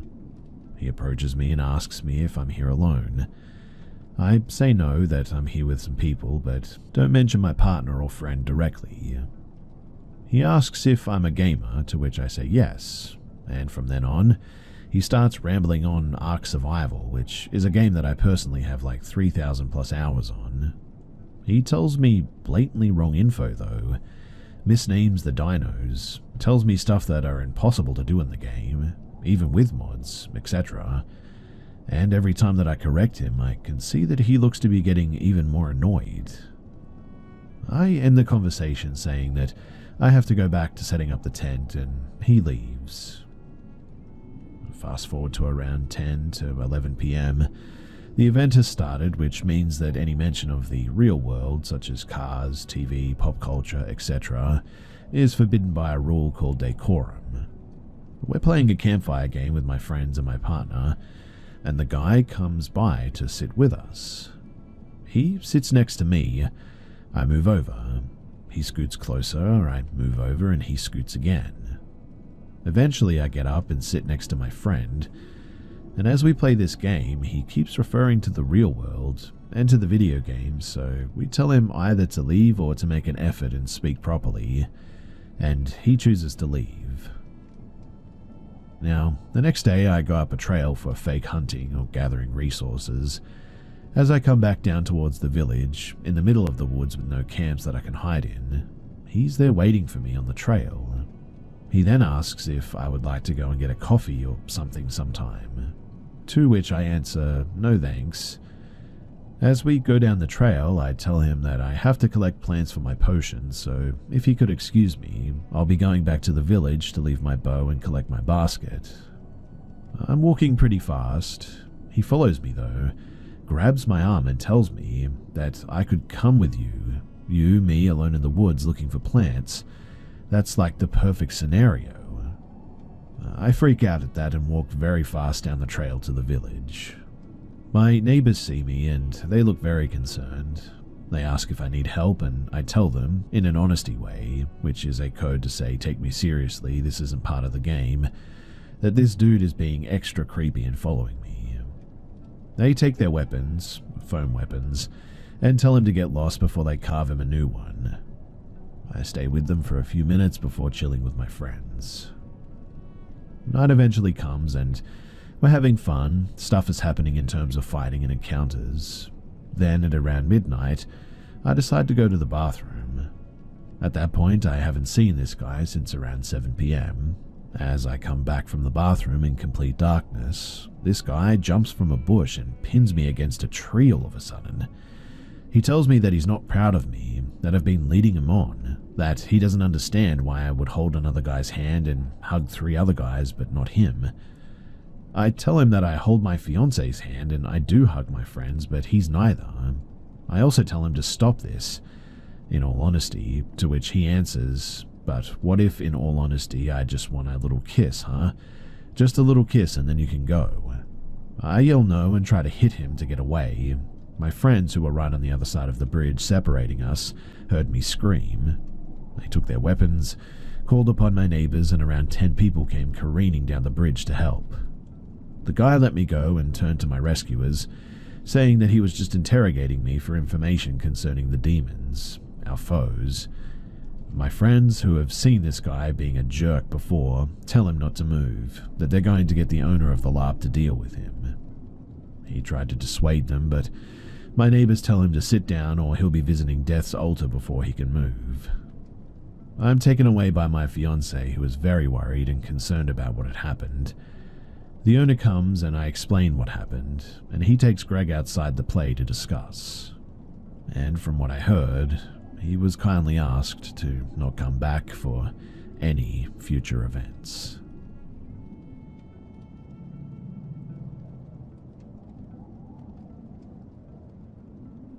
I live alone in a studio, and to make it feel bigger, I separate the end of my mattress that isn't facing the wall with a big tapestry, sort of like a hospital curtain, I guess.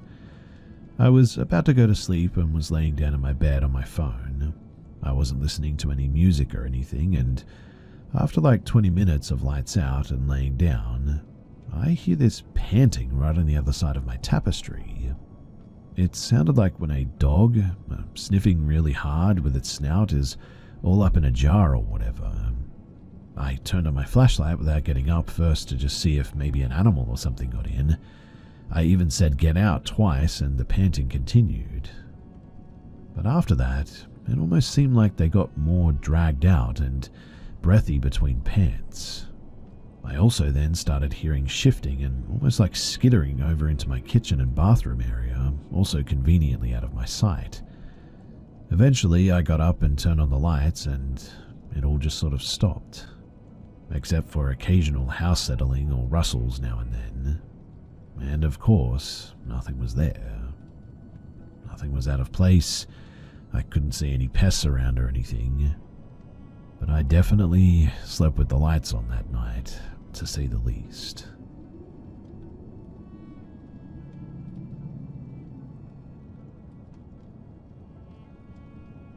We live in Australia, and for one of my birthdays years ago, pre-kid life, my husband booked an Airbnb cabin on a property in a rainforest area, about 2 hours from our home.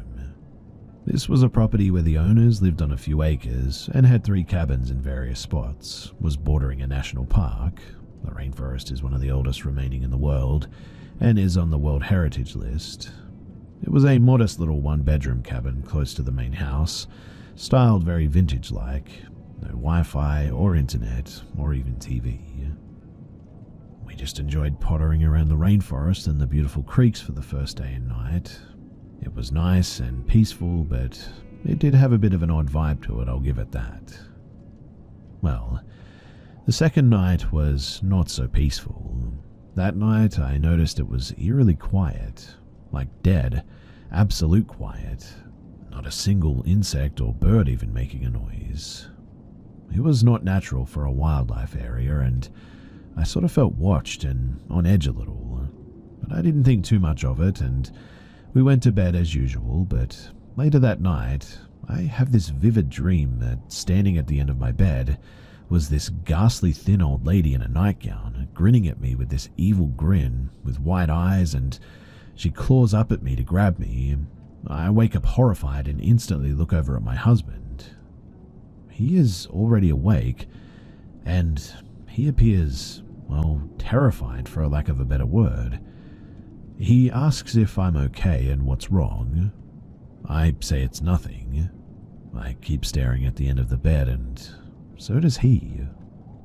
We put the bathroom light on to sleep that night, and neither of us discussed why. Neither one of us sleeps, and we spend a horrible night basically waiting for dawn, and we leave shortly afterward. Now, on the drive home, I asked him why he was awake and that he looked so scared. And he told me that he couldn't sleep because he just couldn't shake the feeling that something was at the end of the bed and watching us. I asked what he thought it was, and he told me that he kept seeing like a creepy, vague outline of an old woman.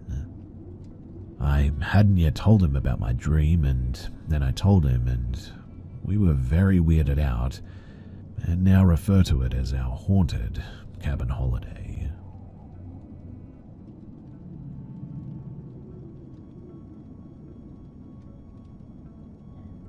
So, we've lived in the same new mobile home, manufactured trailer house, for 2 years on land that my husband's family has owned for almost 100 years. And well, lately, weird things have been happening. The other day, my husband and I were talking as I was walking out of our bedroom. The light was on and he was walking inside of it.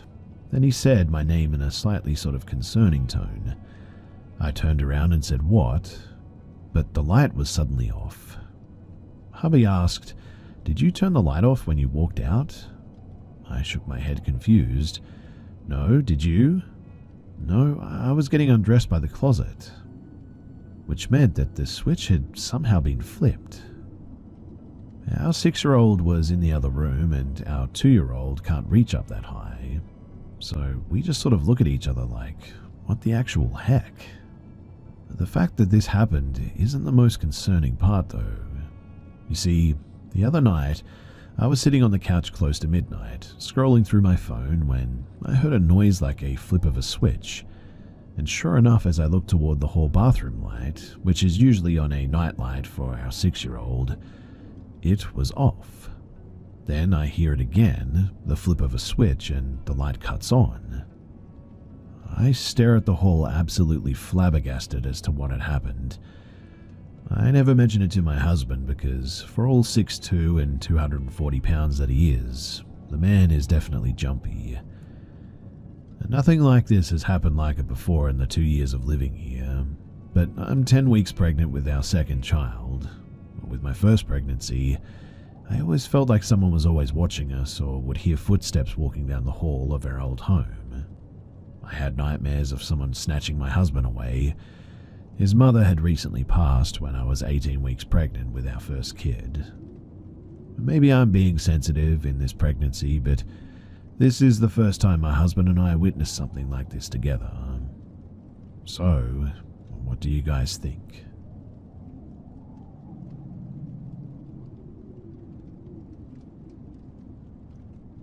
Back in 2021, my husband and I went on a couples trip with a group of 8 other friends to the mountains of Gatlinburg, Tennessee for the weekend. We drove the 4 hours, made it to the cabin, and got all settled in.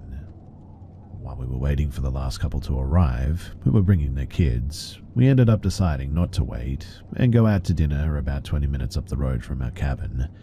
We took 2 cars, me, A, my husband M, L and J in mine, and Z, E, D, and C in the other. Z, E, D, and C left ahead of us and we trailed behind. I was driving a 2011 Subaru Outback at the time, and my phone was mounted on one of those cabin fan blowers. We were chatting, having a great time catching up, listening to music on low. Halfway to the restaurant, we get a call from our friend Y. I turned the music down, I hit accept on the call with everyone in the car yelling their hellos, and all of a sudden we hear a woman screaming, crying and pleading, "No, stop, don't do this," with more crying, screaming and begging as we immediately all fell silent. Everyone in the car flies into a panic. Me and my husband, we were scrambling to put the phone on speaker, everyone yelling out her name. Then the screaming cuts off, like the call just ended, and our friend Y comes through the phone, calm and collected with a, "Hey guys, we just made it to the cabin." We are still yelling and asking her if she's okay, and she responds in a confused voice that they're all fine, and that they just made it in but needed the door code. We explained to her that we had just heard crying and screaming, and we thought that she was getting murdered or attacked, to which she let us know that, no, we're doing fine. Her kids aren't freaking out, and they're doing great too. We give her the code and finish up the call in shock, and, I mean, we all heard that. It sounded too real, and Y has never been one to play games like that. The rest of the car ride, we're all freaked out and trying to rationalize the whole thing, to think of what or who that could have possibly been. In the parking lot, explaining the weird occurrence to our friends who made it there before us, an ambulance drives by with its siren and lights on, back the way that we had just come. So could it have been a weird frequency that we picked up on somebody actually getting hurt? did something hijack the phone call? Well, whatever it was, it thoroughly freaked us all out. And our explanation is, well, maybe it was paranormal.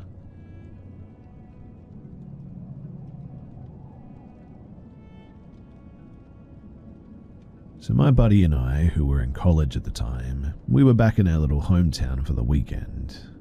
That Saturday night, we were driving around getting high and just drinking beer. We were driving around on dark country roads and it was pitch black that night, overcast with no moon. We stopped on a dirt road to take a bit of a leak and roll another joint. My buddy who was driving left the car running but turned the lights off. We didn't see any other cars or people around us for like miles. But my buddy starts rolling the joint and the overhead light inside the car is on. Then he happens to glance up toward the front of the car, acts startled, and flips on the headlights. We look out the car windows and see a whole group of guys around the car. We both yelled some choice words, he slammed the car into gear and we hauled butt out of there. Those guys, they were probably people that we knew from town. I even thought that I recognized one of them, but I've always wondered what in the heck they were doing out in the middle of nowhere like that, on a pitch black night, without flashlights and apparently on foot, and then surrounding our car like that.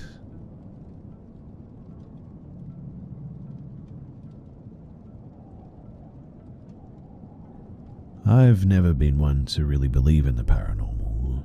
Not that I often wondered about supernatural phenomenon outside of seeking a good scare now and then, like on YouTube or whatever, but I always assumed that what I was watching were either good hoaxes or had some logical explanation that wasn't immediately apparent to me.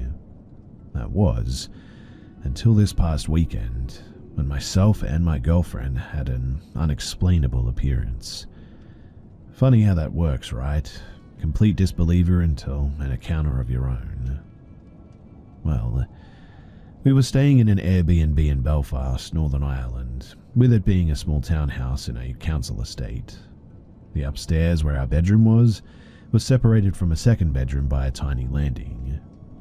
Upon waking up on Friday, the 13th, we started getting ready for the day. I was sat at the end of the bed pulling my socks on when I looked up and I saw a human shadow on the curtain of the bedroom across the landing from us. Not realizing what it was yet, I made a remark about how that wasn't creepy at all, and my girlfriend peered around the corner to see what I was talking about. Oh was the only thing she could muster up in response to me.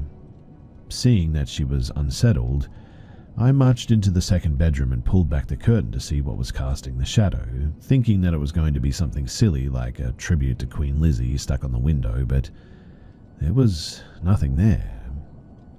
It was also the second story, so I wasn't expecting to see an actual person peering in or anything, but I wasn't expecting to see nothing at all. Also, there was nothing outside that could have cast that shadow. I pulled the curtain back into position, thinking, that's weird, and the shadow was still there. Still in a state of somewhat disbelief, I walked back to the doorframe to see if it was my shadow, but my shadow didn't even come close to reaching the curtain. With the pair of us completely creeped out, we went back to our room to get ready to get out of the house for the day as quickly as we could. My girlfriend peered back around the corner when we're almost finished to discover that the shadow was still there but had now shifted to the left. After that, we threw the rest of our clothes on, and when we looked again, it was completely gone. We have no idea how long it was there watching us, but from the moment that we became aware of it, it was gone within about 5 minutes. The second and last night that we slept there, we slept with the door closed, which we hadn't the first night, and it wasn't there the following morning. My girlfriend thinks that it's because we slept with the door closed the second night that it didn't show up as it couldn't watch us. Personally, I struggled with finding an explanation for it, but there's just really nothing logical about it. There was nothing there that could have casted it, and it was still there when I pulled the curtain back into position, which was really strange. I mentioned this whole thing to our Airbnb host, but they didn't seem to register any recognition of it. We're both absolutely certain about what we saw, though, and from looking up shadow people, it seems like it is a phenomena that people experience. But can anyone give us any sort of reason as to why this shadow person visited us of all people? Thanks for listening.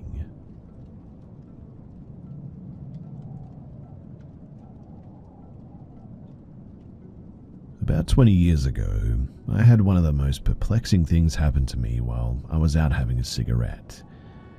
It was about 2 a.m. and I had woken up in the middle of the night. After tossing and turning, I just could not get back to sleep that night, so I decided to go out and have a smoke. For reference, I live in an apartment with a small cement patio out front. It's on a very busy street, with a sidewalk that runs alongside of it. While the street was loud and busy during the day, it was actually very peaceful to sit out there at night. All my neighbors were sleeping and the night was cool and calming. Anyway, while I was sitting on my patio steps, a large dark-colored animal came into view from a distance.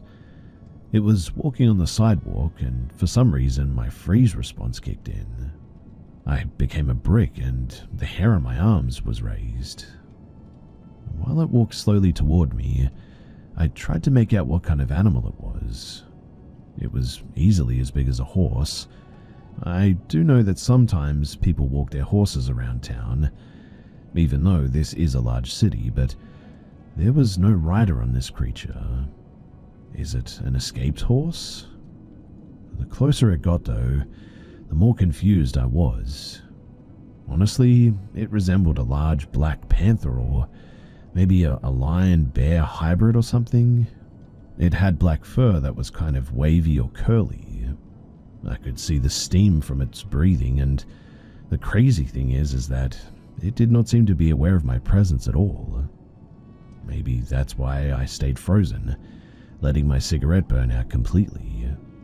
It was almost like I knew if I moved that it would kill me. My body did eventually let me move, but I must have been out there for a good 30 minutes, scared out of my mind to move. Honestly, I don't know that much about these things, but I feel like I saw something that I wasn't supposed to see that night. I feel like it was from a different dimension or something, and I just got a bit of a peek. I've had a few paranormal type encounters, and another perplexing glitch that happened recently. It always feels the same too, like I'm just getting a bit of a glimpse behind the veil or something. But please, tell me someone out there, somebody else has seen this creature. It also haunted me more than any other unexplained experience that I've had. I've tried talking about it with other people, and they usually just say something patronizing like, "Wow, that's crazy," and really, that's about it.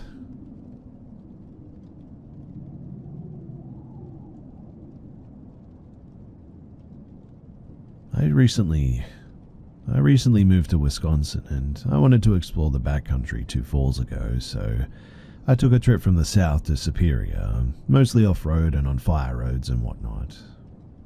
On my second night, I was in the North Woods and it was getting pretty late, so I was on a back road in heavy forest and decided to find a spot to sleep in my truck.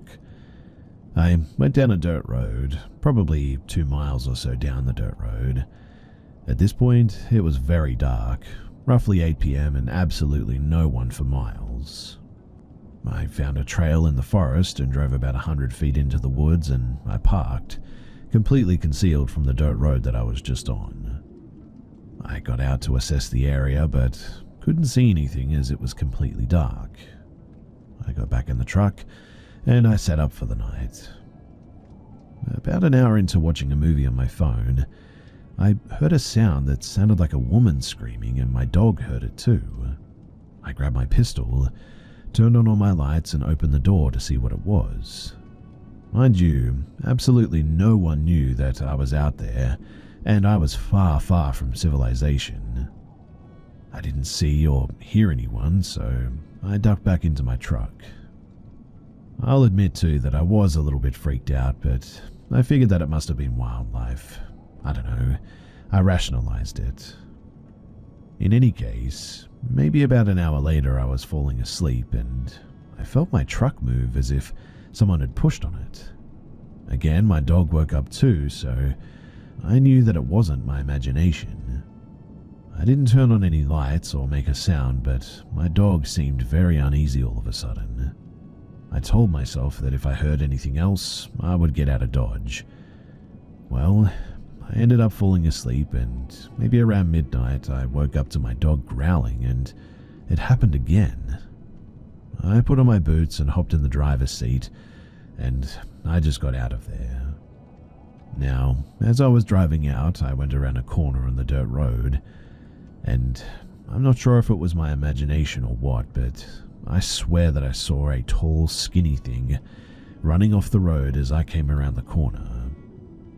It took about 30 minutes to get down the road because I continued down the original dirt road and did not get back the way that I'd come from.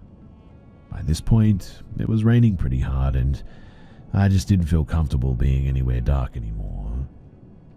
I drove about an hour, and I finally found a gas station and ended up staying the night there.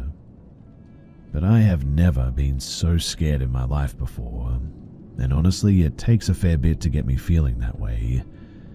I don't know what it was, but I know it was not human, whatever was out there. That much is very clear.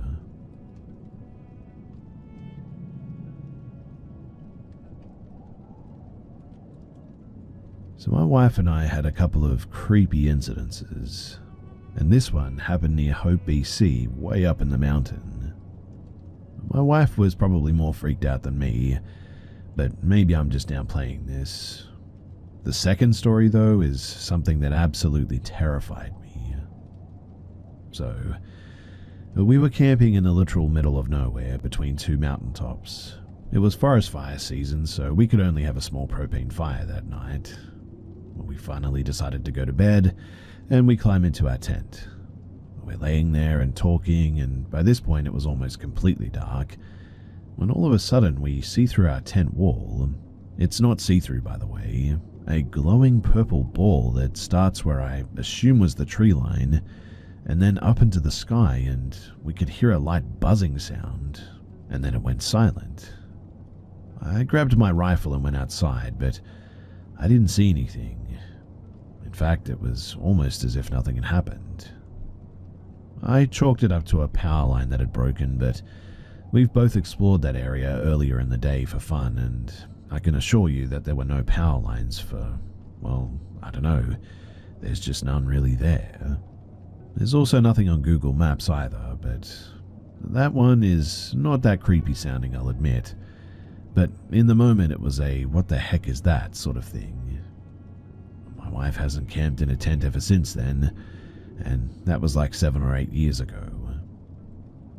This next instance happened about 5 years ago. My wife and I flew down to LA and rented a camper van and drove it east to go to Zion, Bryce, and Dead Horse, I think it's called. But we were on our way to Moab from Bryce Canyon, and I was on the highway. I can't remember exactly where, but somewhere in Utah. I've planned our trip based on where we would camp each night. Everything was pretty much via Google Earth, so I couldn't tell what was what, but one of the places that I planned to stay at, we had to go down this dirt road for miles and miles towards something that looked like a cool camping spot from Google Earth. We get to the spot, and the thing that I saw on Google was a cool giant, and I mean a massive rock boulder, a very small mountain in fact, more like a giant hill I guess, kind of growing into it. We set up camp there. The ground was untouched, and it seemed like no one had ever been there before because the dry soil was very soft, and you would leave deep footsteps in the dirt and there were no tracks anywhere, not even animal. So I go to the mountain and I collect some firewood for the night. I also collect some large flat rocks to make as a sort of wind guard, as it started getting very windy all of a sudden. We notice some ravens on top of the rock cawing at us and kind of flying in a weird circle around the area. We joke about how maybe this is a warning, and how it reminds me of the Halloween episode of The Simpsons where Bart is a raven. Anyway, we eat and we go to bed. At some point though, I wake up in the middle of the night sort of randomly, and my body is covered in goosebumps, and my hair on my entire body feels like it's standing up. I start getting anxiety too. I feel like someone or something is just outside of the van. The wind is blowing hard and our van is rocking a bit from it, so that's making things worse. I'm laying there not moving in fear that something is peeking in when my wife says to me, "I'm really freaked out right now and I don't want to be here." I didn't know she was awake as well and justified the way my body is responding, but she later told me that she had chills and her hair was all standing up. I say, you know what, to heck with this, we're out of here. After mustering up the courage to move, I climb to the front of the vehicle to get it started and drive out of there, slowly as to not drive too fast and crash. We get maybe a few hundred meters away and the wind died down, and both of our anxiety and fear went away, which creeped us out even more, I guess. We eventually went back to bed, except I slept with my axe, like that would help, but we slept well and woke up at daylight feeling fine. And we both said heck no to making breakfast here, as we didn't want to get out of the van at all. The kitchen was only accessible through the back doors. I drove a couple of kilometers away until we felt safe enough to get out and take our morning pee. We were all shaken up from the night before, and we didn't know what the heck that was.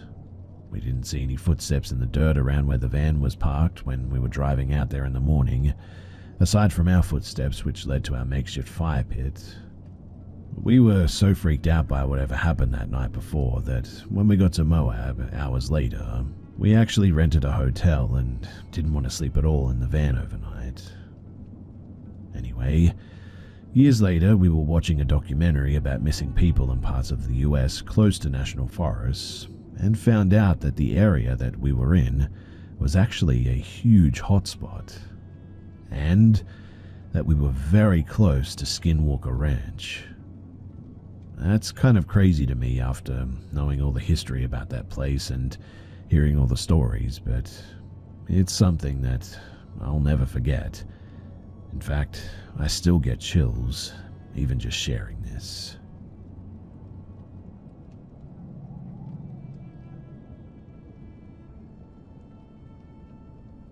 I never thought living alone in a dorm hall could be so unsettling.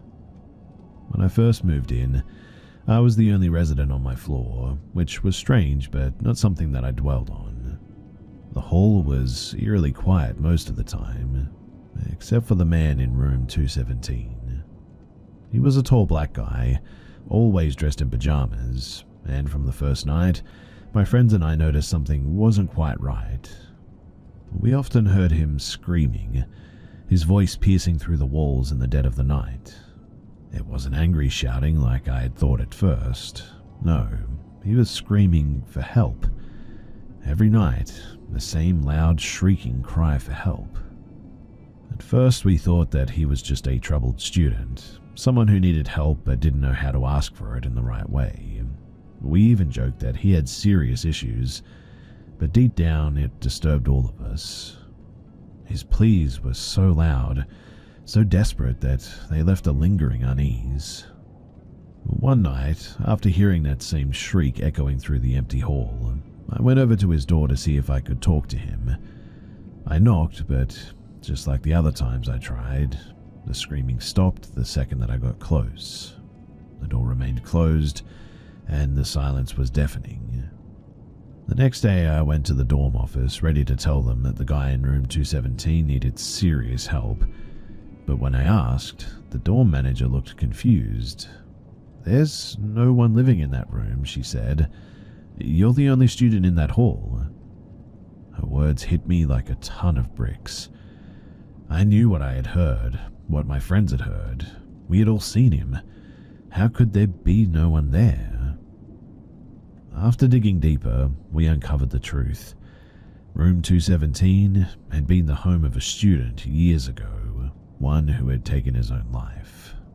He had been struggling, crying out for help in the days before his death, but no one had been there to listen. Now, it seemed as if his spirit was trapped in the hall, forever screaming that same desperate plea for help that had gone unanswered in life. We also learned that the school itself had a dark history. Before it had become a college, the building had been a hospital during the First World War. The laundry room, where we had always noticed a foul stench and dry blood stains, had once been the morgue. The history of the place felt heavy, like it had absorbed the tragedies of all those who had passed through it. The screaming eventually stopped, but I'll never forget the nights that I lay in bed, listening to the ghost in room 217 crying out for help like that. It wasn't just a haunting in the end too. It was a reminder of how much can be left unresolved, how easily cries for help can be missed. And in that old haunted building, his was a voice that just wouldn't let anyone forget.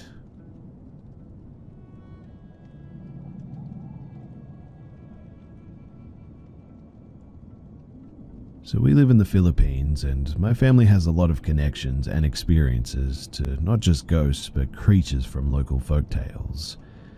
Almost every generation, there would be someone born with the ability to see ghosts, like my sister, who had a stronger third eye from what I've heard, but even without it, entities always follow and appear before us, especially in my grandparents' house, which hilariously even once caused a breakup to happen with one of my aunts. One such instance of these sightings was when one of my cousins, Elle, was hanging out in our grandparents' house, and for a while, she said that it was at least 10 to 20 minutes, was talking with one of our aunts. That day, they were the only ones in the house as the others were out, and she said that the entire time she was talking to our aunt, her name's Aunt Jay, not once did she speak out or react while she kept on talking and asking questions. After this, though, she went to the kitchen to grab a cup of water, but was shocked to see Aunt Jay in the kitchen. When Aunt Jay saw Elle, she asked for help in the kitchen, but Elle quickly asked her, "If you're here, then who was I talking to in the living room?" They both stared at each other just before they both heard someone call out, "Elle, can you come here for a bit?" in the voice of our Aunt Jay. Now, the saying goes in our country that you should never meet your doppelganger or you'll die. Knowing this, they both ran out through the back and waited by the front of the house. While waiting that thing out, Elle saw Aunt Jay in the windows of one of the bedrooms fixing the curtains and immediately told Aunt Jay, who was beside her, to not look, because she can see her in the window, moving like a normal human. Not doing anything unusual or creepy, just there doing chores looking exactly like her. It's a story they rarely ever want to talk about because, well, it was a really freaky event for them. This is the exact same aunt, though, who, in her childhood, while sleeping with her sisters, saw a man with skin as black as coal with blood-red eyes looking at her through a window. She screamed and woke up her sisters, and they also saw what had scared her. My grandparents thought that it was some creep, but when they ran outside, machetes in hand, it dawned on them that the window was at least 2 meters off the ground, and no one in our town, or possibly even the whole city, could look or be that tall. Our great-grandparents had connections with authorities to the point that my grandmother never had boyfriends since the police always were watching her, so they would have known. The window was by a tree where the stories are told that is the house of different kinds of entities, especially of an unbelievably tall man, skin as black as coal, smokes a giant cigar, and would take, in some stories, kids, women, and in some rare cases, even young boys.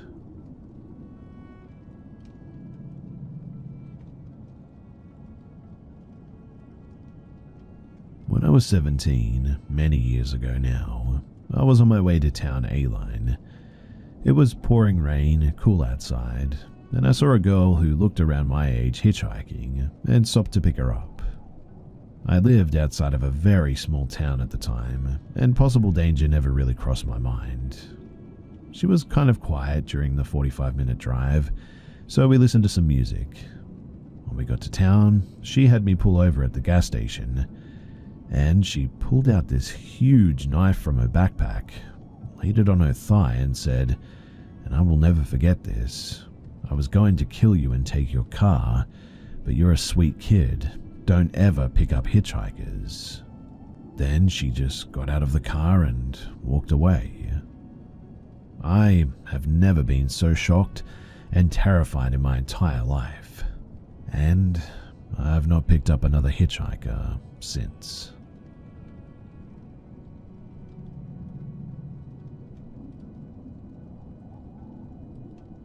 This is a story that I've been wanting to tell for a long time. It's raining heavily now, so I decided to take advantage of that and tell it. I have to admit that I feel a little bit nervous about sharing this, but here it goes. So, the year is 2020. At the time, I was still going to school and also working. My sister was about 24 years old. My best friend used to come to my place for the weekend, and I always used it as an escape from work and school. I love spending time with him. My sister, although a little more serious and a few years older than us, liked to spend time with us too, and she also cooked while we played games, and it became a bit of a tradition. Now one day, a festival was held in our town, so I arranged with that friend to meet in the town. I hung out with my sister all the time, so I took her with me and we met together with that friend. We visited the parks in the city and looked for a place to just relax a bit, but it all became a bit boring soon. Near the church, I saw a house that looked kind of poor, but there was a lot of shoes there, as if the house was full. My friend told me that apparently a psychic lives there and works there and charges for his services and even heals people. And of course, being the age that we were, it occurred to us to check this out. I wasn't a believer at the time by any means, so even the thought of something like this was just kind of funny to me, I guess. We entered that house though, and as soon as I stepped in, I smelled something wet, if I could call it that. Some people exited the room and others were waiting. The house felt very cold. To the right of the entrance is the room where the man works, and that's where we met him. In the middle of the room sat a man wearing a white suit. We greeted him, and without a word, he just pointed with his hand where to sit. After that, we had a light conversation, nothing too significant.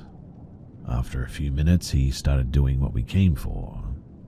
My sister was the first in line, and it seemed to me that at one point she sort of fell into a trance, and I, the guy who only believes in science, explained it as sort of hypnosis, I guess. She started to cry and laugh, and she's doing it all as he says for her to do things. When she came out of the trance, he said that he cast a curse on her, and that the only way to get rid of it is to be with him in marriage. I immediately said that that was enough for me, it's time to go, and that he was a drug addict and a lunatic. Now, for 3 months or a little more, I planned a trip to another country together with my sister and parents. Light music in the car and we're driving, and as soon as we entered another country, the phone rang at the same moment, and to my shock, it was this guy. He began asking me why we were going to another country, if we were running away from him. We had an argument over the cell phone, and to this day I still don't know how he knew that we were in another country, or how he even had our number. After that, pictures of my sister with strange padlocks on began arriving at the address. There were dozens of pictures, and on each of them was a real padlock that pierced the picture and was attached to it. Eventually, we were forced to call the police, but really in the end they just couldn't do anything. There are still hateful messages from fake profiles, but the harassment eventually somehow stopped. I don't know how. I mean, maybe he got bored, or maybe he just saw that there was no fruit from all of the energy that he was expending, and he just stopped.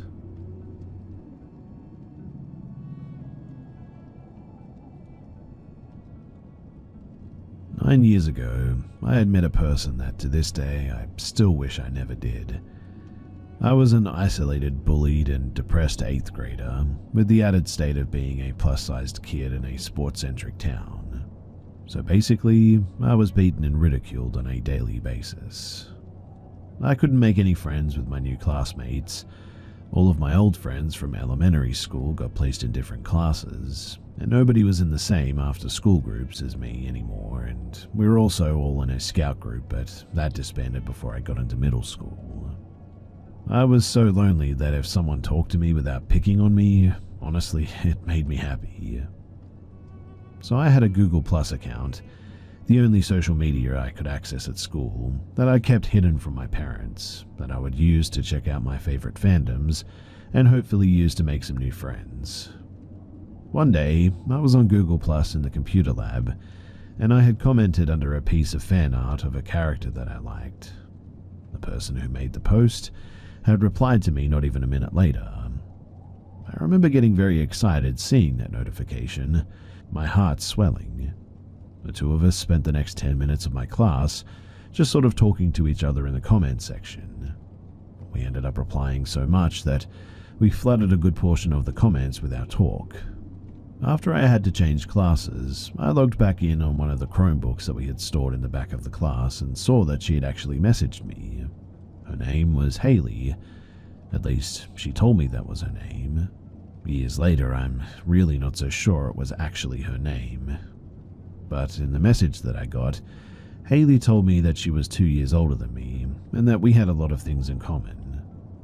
I spent the rest of the school day on my phone, not really caring about anything in my classes at all. We talked for the next week in our DMs, until she suggested that we message each other in a private chat room. Later that day, we made a private chat on an online messaging site, and we had our first conversation in messages. Then Haley asked if we could also do a voice call. I told her that I wasn't sure about that, but she told me that it was only going to make holding a conversation better with me, and eventually, after she asked me multiple times, I gave in. After an hour of us talking, she then suggested that we video chat. I agreed, both to make sure that she was actually my age, but also to put a name to her face. Haley turned on her camera, and she did look in the same age range as I did. I don't know why, but that fact still haunts me more than anything else, really. The fact that she looked so close to my age, plus she easily smiled and spoke really friendly to me, made me feel that I had nothing to be afraid of, really. That led me to quickly believe, though, that I could trust her. We ended up talking for hours afterward, with me practically on cloud 9 the entire time. In the beginning of our little friendship, things were going alright too. We told each other about our schools, what we looked like, what we liked, and gushing over our favorite series that we liked too. We talked almost every day, and stayed up late talking nearly all night sometimes. We even exchanged a couple of silly pictures of ourselves and memes back and forth a lot. After we had been talking for about 6 months, Haley asked me if I would like to meet her friends. At first, I was kind of ecstatic, and the thought of having more friends made me so excited that I didn't think twice before saying yes. Haley invites me in, and I got to meet her other friends. I had a completely different feeling about these people, though, compared to what I felt with Haley. Something made me feel unsafe in that chat room, even though they all seemed nice and that Haley reassured me that I could trust them. It felt like my instincts were trying to warn me, but I wasn't sure about what, so in the end I sort of ignored it. Most of them, though, were much older than me. In a chat with her main friends, there were 6 other people. Most of them were at least 18 to 19, but there were 2 guys that I distinctly remember being in their 20s. I asked how they all met, and they told me that they all met either on social media sites or from real life, but really wouldn't answer any more of my questions. I was a bit naive, so all of the red flags that were popping up went completely over my head. But from constant loud talking to frequently overlapping each other, the calls that I was on with them were just pure chaos. The messages were even worse, though, because they would frequently drop cuss words and topics that really should not be brought up with someone who was still a minor. I tried building genuine connections with them, though, but they all acted dismissive to me and acted like I was just annoying whenever I tried to talk in a conversation. Needless to say, I didn't like them very much. Haley, on the other hand, was all about them. She would pull the exact same habits, jokes, dirty words, and all of that with the others. They could say something super problematic, but she would be laughing right along with them. I was shocked by this version of Haley because she never acted like this with me when it was just the two of us. We still talked a bunch, but slowly she was talking to her other friends more than she was with me. At first, I thought that it was fine, but the more she ignored my messages or didn't pick up my calls, the more I got bothered by this whole thing. When I called to confront Haley about blowing me off, she just went ballistic on me too, saying that I was being selfish and that I didn't want her to talk to her other friends because I was jealous. I explained that wasn't true, but she just wouldn't listen, and then she hung up on me. Haley then ghosted me for almost a month, leaving me worried and upset over what had happened. When she started talking to me again, I was so emotionally distraught. I was crying on our first call and apologizing for what I said the last time we talked. She told me that it was fine. She just needed some time alone and that she would talk to me a bit more. And indeed she did, although not exactly what I thought she would do. Haley began to tell me that she had depression and that was the reason why she wouldn't talk to me for a month. I didn't judge her about it and just said that whatever she needed to talk about, that she could come to me. This led to her trauma dumping on me nearly every day, talking about her terrible home life and how bad her relationship was with her mum and how much she hated herself. I was there to offer an ear and some kind words whenever Haley called or messaged me about it, but this quickly became part of a routine. Almost daily, in the middle of us having any kind of conversation, she'd begin complaining about anything happening during her day. If not that, it would be about how ugly she thought she was, or how much her life sucked and wanted to end things. The last one freaked me out a lot though. I was worried about her because we lived in different states and I couldn't help her in person. Every time she would become self-deprecating, I would say otherwise, giving her compliments and words of affirmation for so long my throat ached and felt raw. And then, just as fast as she'd bring it up, she'd drop that conversation and we'd talk like we were before. Haley also began calling for long periods of time and messaging me late into the night. Phone calls would stretch for hours at a time and her texts would come in until like 3 or 4 in the morning even. The thing is that it was mainly her talking now. Like every phone call, she'd take over the conversation. If I didn't message her back quickly enough, she'd spam multiple texts back to back faster than I can read them. I would try to end them myself, but every time I would try, Haley would chastise me for wanting to leave our conversation when not long ago I wanted to have her attention. She basically guilt-tripped me back into talking to her, and honestly it worked. Even if I had lost interest in our talks, or didn't want her to message me during class, I would still let her talk and reply. At least I still had her attention though, and she still wanted to talk to me.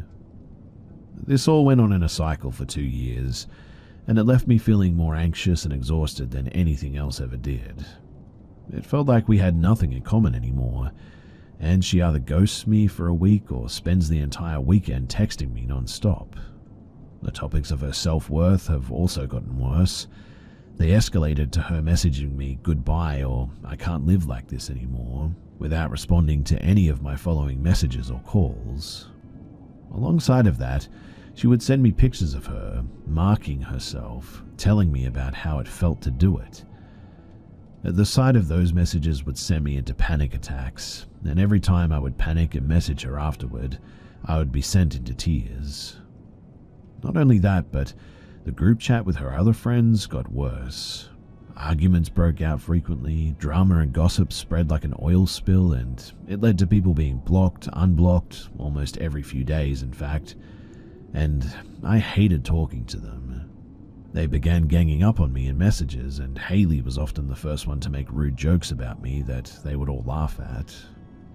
I began getting sick of it and would stop messaging and calling both Haley and her friends, despite her begging me to. One late night though, while the group was in an argument over text, I hit my breaking point. I was tired of all the drama and them treating me like this all the time, so I messaged the group chat that I'd had enough of them and privately messaged Haley that I needed a break. Then I left both chat rooms, blocked everyone that I talked to, deleted my messaging account, and deleted the site from my computer's history. Once it was all over, I honestly felt like I had been freed from some kind of prison, and all I could do was cry in relief and euphoria over the whole thing being over. But here's the creepy part. So, I later found out that all of the pictures that Haley had sent me, that they were all stock images and photoshopped. I also found out from a bit of digging through her background, a lot of things just didn't add up. For instance, I learned that she was actually a lot older than what she originally told me, at least 6 years older than me in fact, meaning that when we first met when I was 14, she was at least about 20 years old. Many things from our interactions still haunt me, especially the pictures of her marks and her scathing, self-deprecating messages. In fact, for almost 3 months, I would have nightmares about Haley getting back in contact with me and what she would say or do to me. I have better friends now, and I'm absolutely certain that I'll never have to hear from Haley again, but sometimes I still wonder who that woman really was, and what was it about me that she was interested in. Hopefully, I won't ever have to find out, but I was lied to a lot by that woman. And now that I'm older and I look back on the whole thing, that whole situation was not okay and extremely creepy.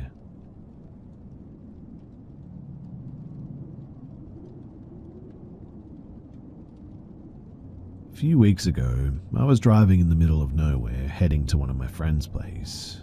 My wife was sleeping next to me, while my teenage daughters were watching a movie in the back. Next to them, my toddler was playing with his toys, and it must have been around 1 a.m.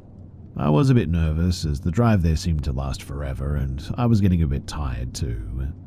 The dirt road with no lights gave me chills as all I could see around were only fields. The road had many holes, and I was trying to avoid them as best as I could. I was very focused on that when I saw in front of the car a luggage bag.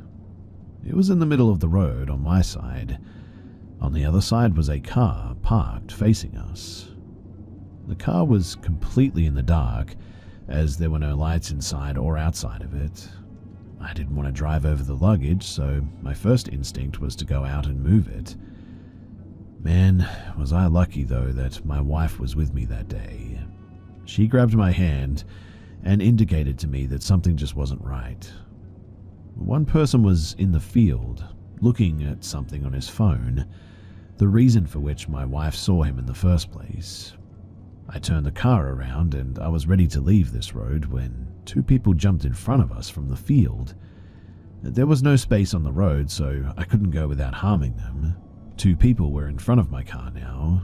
There was also the luggage bag, a car, and the person checking their phone in the field behind us. I didn't know what to do, so really I did the only thing that I thought of. I just turned around again, facing the luggage, and just drove over it. Fortunately, there was nothing inside of it to damage my car, so we got out of this situation unharmed. We eventually arrived at my friend's house, and everything was fine after that, and we had a great time there.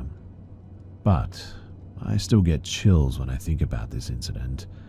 I mean, the whole thing was pretty obviously a setup, and if I had gotten out of the car, what would they have done?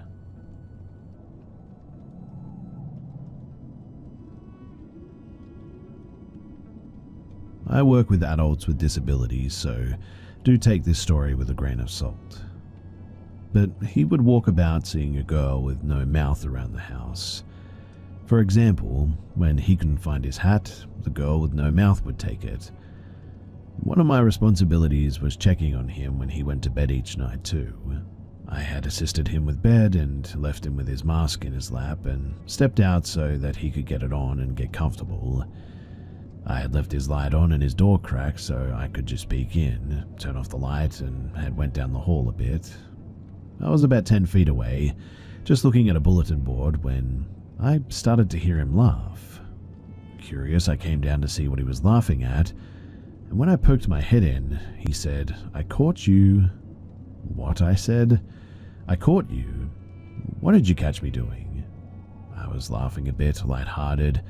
I didn't want to worry him, but in my mind I'm just thinking all I was doing was reading about the company picnic or something like that. He said, though, that he saw a hand reach into the crack of the door and turn off the light, and he thought that it was me playing with him. Here's the thing, though. The light, his light, was actually off, and he hadn't moved. His mask was in his lap, and he was still sitting underneath the covers in the same position, same spot. He hadn't moved, and the light was off now. I had to flip the switch to turn the light back on. Now, I personally only ever had one experience there. I was in the living room watching a movie. The work was done for the day, everybody's asleep, paperwork done, so I'm just killing some downtime, keeping myself awake, when I hear this crash come from around the corner. Around the corner is a dining room. In the dining room is the kitchen table, and on the other side of the room across from the entryway is a client's bedroom. My first thought was that he had gotten up and may have fallen, so I hurry over to check on him. I get to the entryway and I can see that his room door is still closed, but I can see this through a figure standing in the dining room by the table, a figure that turned to look at me. Its right side was to me, and then it turned its entire body to look at me, and I could see through it to the other side of the dining room to the client's closed bedroom door. I absolutely freaked at this, backed up a few feet, and then it was just gone. That is the only experience that I've ever had at that house. I have heard from the overnight staff there who replaced me that she has heard whistling, though. Now, the rest of this I could excuse. I mean, he had cognitive impairment. My eyes were just playing tricks on me, perhaps. She heard whistling from the outside, and it sounded like it was from the dining room. But I can assure you that that light, it was off, and I purposefully left it on so that I could do my job a minute later. Yes, he was cognitively impaired, but he didn't see things. He had trouble with his memory, but again, he didn't see things. And that makes me wonder just how much of the other stuff that he was telling me was real.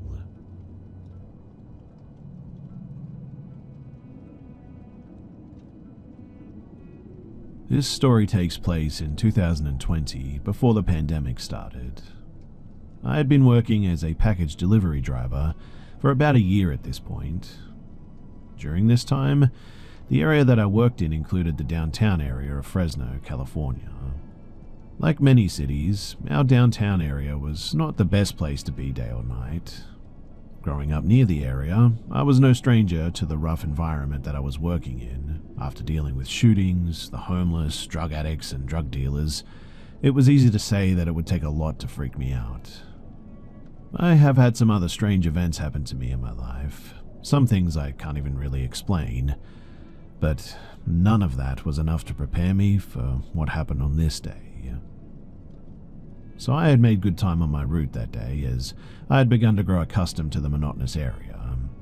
The thing with package delivery too is that after a few weeks, you realize that it's always the same place that receives packages. Today was a little different though. I had been given a package for a church on a busy street that I had never been to before. Even though I had never been to this church before, I knew exactly where it was. I was also aware that it was near the railroad tracks and a pretty large homeless camp. This is an important detail too, as it will explain some of my thought processes and actions at the church. I made my way there around 2 p.m, knowing that once I was done with this stop, I would have to shoot back across town to do my pickups, then head home for the day. So, as I arrived, I grabbed the package, locked up my truck, and made my way to the entrance of the church. Now, something to note here is that I am not a very religious person at all. Was pretty much force-fed religion my whole life, and going to churches is not something that I'm really that fond of. I usually feel uncomfortable at any church, so the feeling of not wanting to go inside was not uncommon to me, but I had a job to do. Standing in front of this church, I noticed that the huge double doors were wide open, which to me meant that someone should be nearby and I could get this over and done with. Normally, though, I would have found this a bit strange, as it is a rough area after all, but it is a church too. Maybe they left the doors open to allow people who needed help to come in. I don't know. In any case, I made my way inside and was greeted by a giant mirror from floor to ceiling and 2 more doors on each side of it. Looking around this small entrance area, I was expecting to run into someone fairly quickly. However, the place seemed, well, deserted. I decided the best thing to do at this point was to call out and let whoever was there know that I was inside the building. Typically, I did this to avoid startling someone, especially down here. And as I waited a minute or two with no response, I figured that maybe whoever was here just couldn't hear me from where they were. Spending more than a couple of minutes at any stop could cause a ripple effect for the rest of the day, so I decided that I would walk around looking for, well, anyone. I decided that I should start with the doors that were right in front of me, figuring that this was the main part of the church and a good place to start. As I attempted to open the doors on both sides of the giant mirror, I found them to be both locked. I looked through the small glass windows and just saw rows and rows of chairs and a main stage area. Deciding to head left toward a small entryway, I realized that the 2 doors in there were the bathrooms. I knocked on both doors, hoping to hear some response, but was met with silence. As I returned to the main area, straight ahead of me was a dark hallway that I could barely make out that made a left turn at the end of it. At this point, being the only way to go, I decided that maybe the office was that way and it was the only place left that I hadn't checked. I made my way down the hallway, still calling out, hoping for any sign of anyone in the building. But as I approached the left turn of the hallway, the darkness seemed to swallow any and all light that attempted to make its way down that hallway. It was now, too, that I began to feel a sense of danger and a small tingling feeling that you get when you can sense something just isn't right, but ultimately chalked it up to just the darkness being a little bit creepy. At this point, I decided that it may be best to pull out my phone and use it as a flashlight since I couldn't see one foot in front of the other. Drivers aren't allowed to carry any type of weapons, but at least I had my phone out. As I turned my flashlight on and held it out, I noticed multiple doors all closed. I should have realized that this wasn't a good idea, but the work ethic in me said keep going and we get to drop this off and get out of here. As I continued forward, still announcing my presence, I reached the end of the hallway and noticed a door on the right with just the smallest amount of light under the door and a sign on the door saying courtyard. Figuring that this is why no one had responded to me, I went through that door. Upon entering the courtyard, I was greeted by the brightness of the sun and a bunch of dried up flowers. As my eyes readjusted to the sunlight, I noticed that this courtyard was enclosed by a fence, so the only way in or out was the door that I came from, and another door that was staring right at me, straight across from me. To my disappointment, I was the only one standing out here. Figuring that since there is another building, surely whoever was here had to be in this other building. Not knowing what to expect in this other building, I approached the door and began to knock on it. Again, though, I was met with no response and decided to open the door. When I opened the door, the darkness that was waiting for me, ready to embrace me again like an old friend, was there again. Hesitating to enter, I called out a few more times to make my presence known, but silence again. Returning to the darkness, I immediately retrieved my cell phone, luckily with the flashlight still on. The hallway was a sort of T-shape, meaning straight ahead of me was a fire exit, with an indication of the faintest red light above the door, and another hallway on the left. With my light, even more dim than it was in the other building, I made my way, still calling out. Reaching the left turn on the hallway, I could make out, door after door, that they were all closed from as far as I could see. Knowing that I was reaching my own limit of being in this place, I decided to call out one more time. Expecting more silence, I stood there in the silence, waiting and listening. As a few seconds passed, I had decided that I'd had enough of this place now, when a loud clatter could be heard somewhere in the building. Instantly, my body tensed up as I remained still holding my flashlight down the hallway, the fear that I had been ignoring now reaching an all-time high. Within a few more seconds, I heard something slam seemingly even closer to me than the clatter had been. I even thought in my head, yelling to leave now, but my body was frozen in fear. Another slam even closer than the last brought me back to reality, though. The fear had finally won, and whoever or whatever was in here was getting closer to me with every second that passed, and I wasn't going to stick around to find out what it was. Running out the door that I had come in from, the blinding sunlight had never felt so welcoming. I knew that I couldn't stop yet, though, because whatever made that noise in the other building was probably even closer now. I gave up trying to reason with myself that it was an employee and settled on some homeless or drug addict that had broken in and made their way back in there. Either way, I wasn't going to sit around and find out who this person was. I knew that I needed to make my way back to my truck, and I would just explain to my boss later that something weird was going on, and so I left. With my adrenaline still pumping, I ran to the other door and made my way inside the first building to make my way out. As the door behind me closed, I didn't bother to reach out for my phone, knowing the walk to the main entrance was only a short distance from where I was. As I began making my way down the hallway, my mind telling me to get out now, I was hit with what I can only describe as complete dread. I have experienced fear before, but this was something on a primordial level. Like, everything inside of me went off like alarms and my body had completely tensed up. A feeling as if something had grabbed my shoulders, my legs feeling weighted as if I was trying to walk through knee-high water in a swamp or something. I was met with an increasing amount of dread and sorrow that overwhelmed me to a point that I knew that I couldn't handle it much longer in this dark hallway. And then, all of a sudden, all I remember is I woke up in my truck, in a random neighborhood about half a mile away from the church, and I was covered in sweat and I was crying uncontrollably. I felt terrible, as if every ounce of happiness had been drained from me, replaced with just hopelessness and sorrow. I began checking for my phone, and as I pulled it out of my pocket, my flashlight was still on. Which means that whatever happened to me, it did happen, and it wasn't some bad dream, confirmed as well by the package sitting in my passenger seat. As I accessed my phone to turn off the light, I then noticed that it happened to be 3 p.m., which means that I had lost an hour of my life with no memory of leaving the church or driving my truck to the location that I was currently in. Not knowing what to do, I called my girlfriend, wife now, and tried to explain to her what had happened. Speaking with her, I could feel the sorrow and the hopelessness leaving me, and I was finally able to get a grasp of my emotions and stop crying.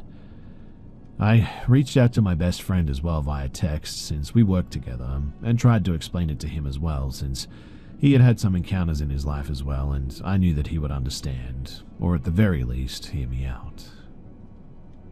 I have never stepped foot in that place since that event. I have driven past it, been near it, but I never had another delivery there again. The package that I had for them was eventually delivered by another driver who said that there was somebody in the main entrance and didn't even have to go inside the building. I have since moved out of Fresno, and even before I did, I was moved to a manager position, so I wasn't really delivering anymore. But I still have flashbacks to that place from time to time. They've gotten way less frequent over the years, but it still freaks me out. Sometime later as well, I talked to a friend who is a paranormal investigator, trying to get some answers about the whole thing. She explained to me that it sounded as if something attached itself to me that day. That churches can hold a lot of energy, and given the location of the church, it's not surprising if it had its fair share of sorrow and pain from those seeking help. This story has always been hard for me to talk about, because even to this day I have a hard time believing that it actually happened to me. But when it does come back, I always find myself asking the same questions. Like, how did I get back to my truck? How did I drive about half a mile away, and what the heck happened in that hour of time that I can't remember?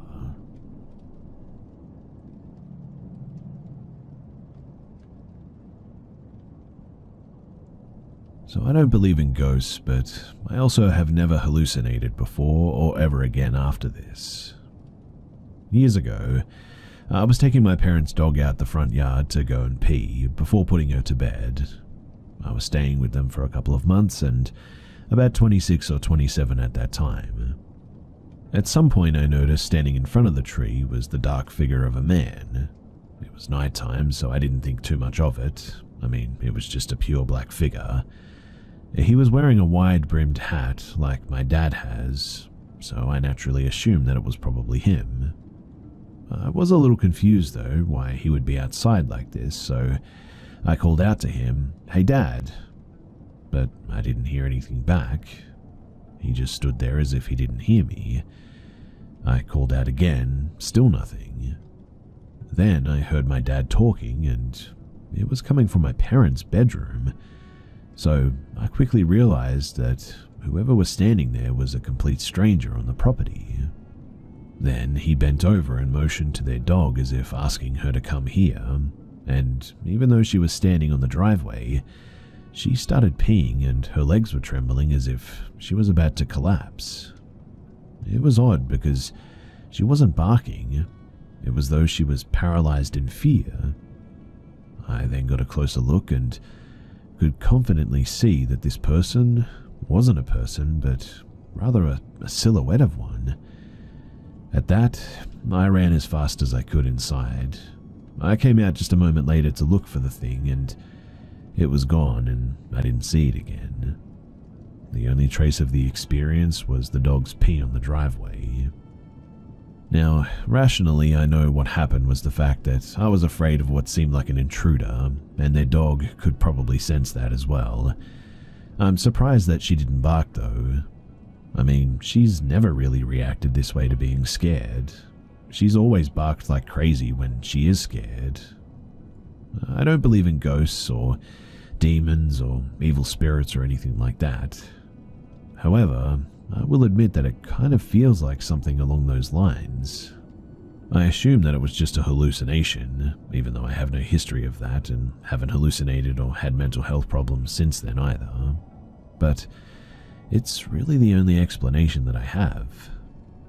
Frankly, I just brushed it off for years, and then I was watching a video compilation of scary stories one year on Halloween, and heard of the Hat Man and how people all over the world have seen pretty much exactly what I did.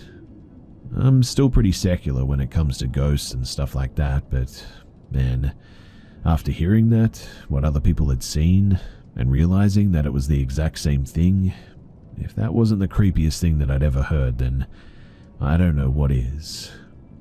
It felt like something that a character would come across in a horror movie, not real life.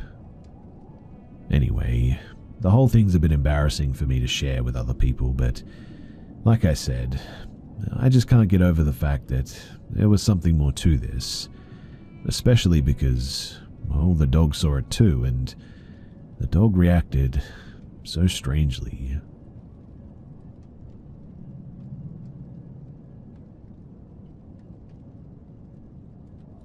So I've played with Ouija boards numerous times with different friend groups, and nothing interesting has ever really happened.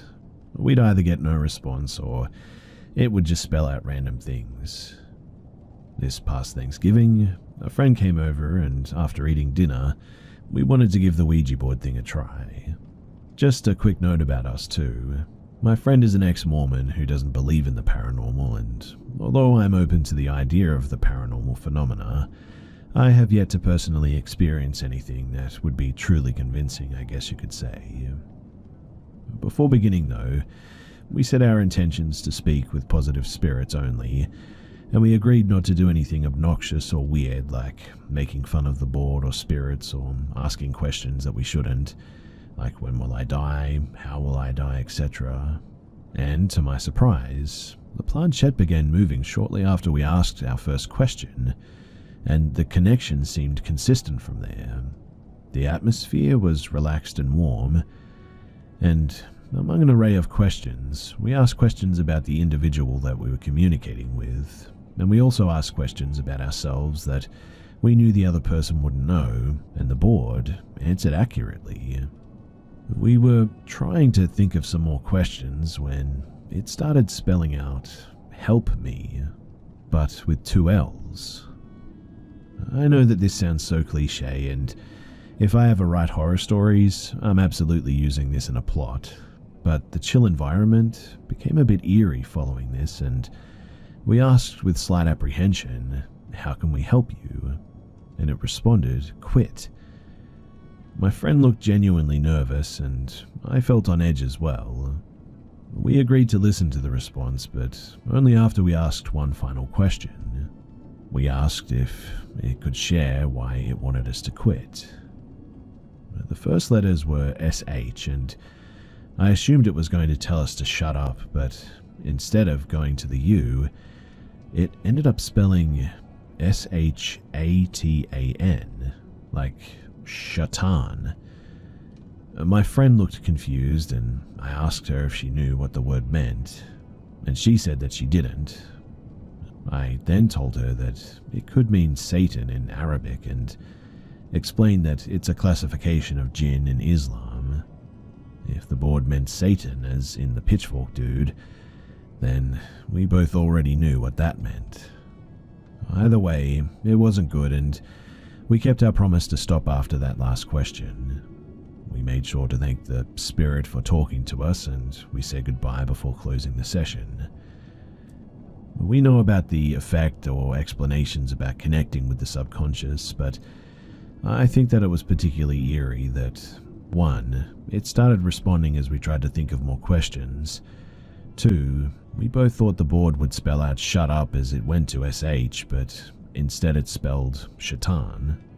And all in all, it was a really interesting experience, but perhaps superstitiously, I almost feel like it was a warning, like it was warning me to not keep messing with the Ouija board, provided that it truly was something supernatural and not that subconscious stuff. Anyway, I would love to hear your thoughts about what you think about all of this and whether or not I should give it a go again.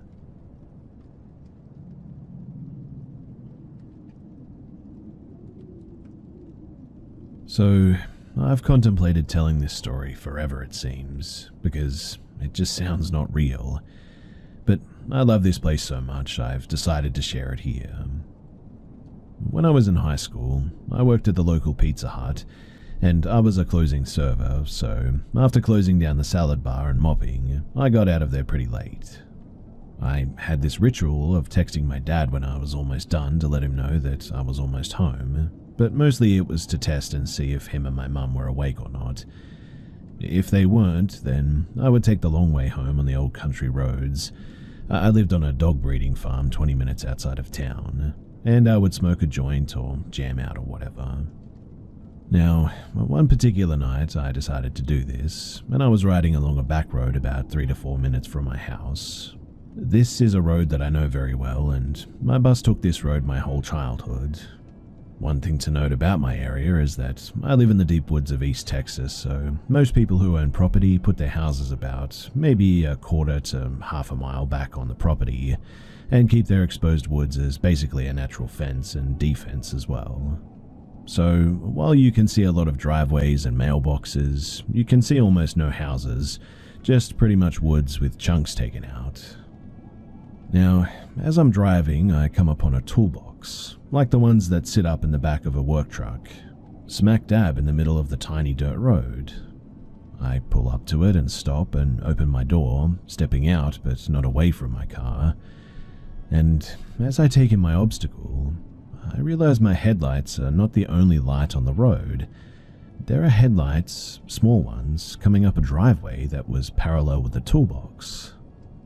I quickly sit back down in my car and close my door till only a crack is open so that in a moment's notice I can close it, go off into the grass and get the heck out of there if need be, when a small riding wheel lawnmower comes out of the trees, and riding it is a man in a full clown suit and a mask with a shotgun laid across his lap.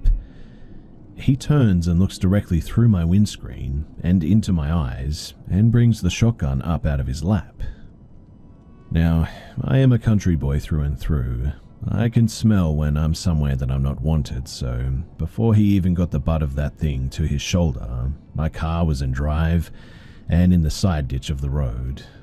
I got out of there, threw my joint out, went home, crawled into bed, and never really spoke about it again. I still don't know what that guy was doing, seeing as this was probably 2018 to 19, so after the killer clown craze. Whether it was a dumb kid or some crazy backwoods man, I'm not really sure, but I'm really glad that I never ran into him again.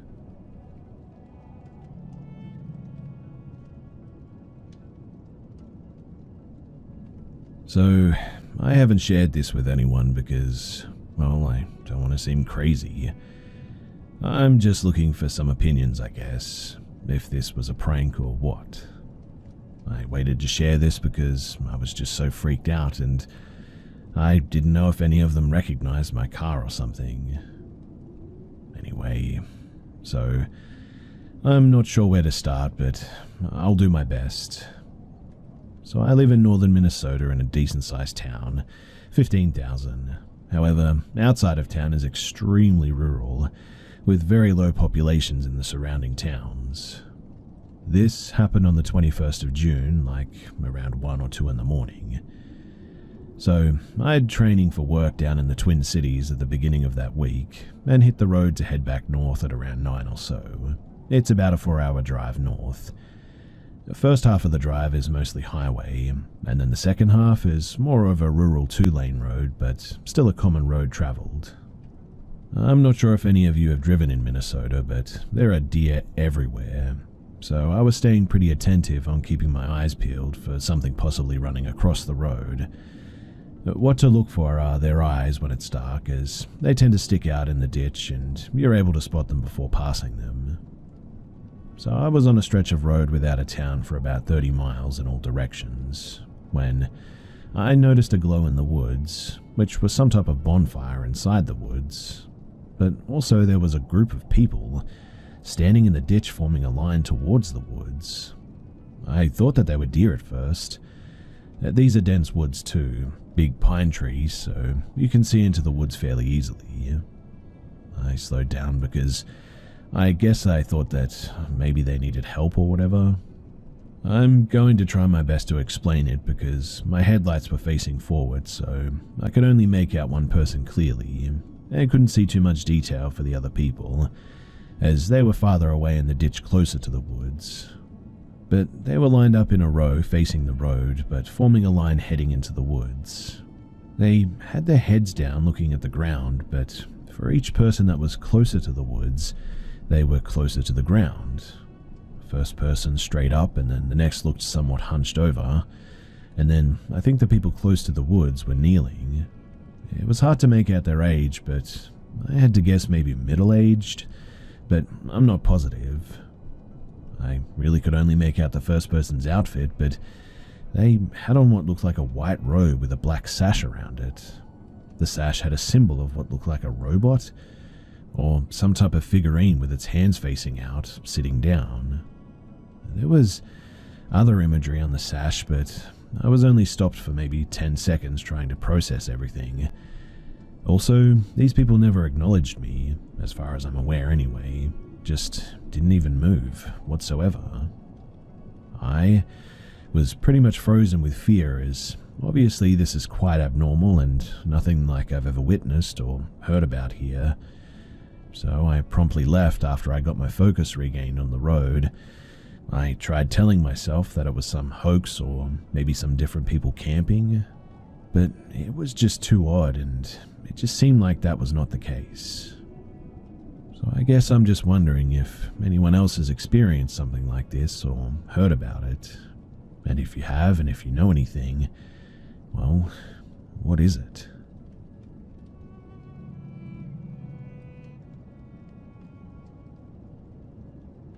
I've lived in many haunted houses all my life, each with their own experiences and stories, but for the most part human in nature. This, though, was the first time that I experienced something that I would call inhuman. My dad was in the army at the time and had been stationed to a base in South Carolina.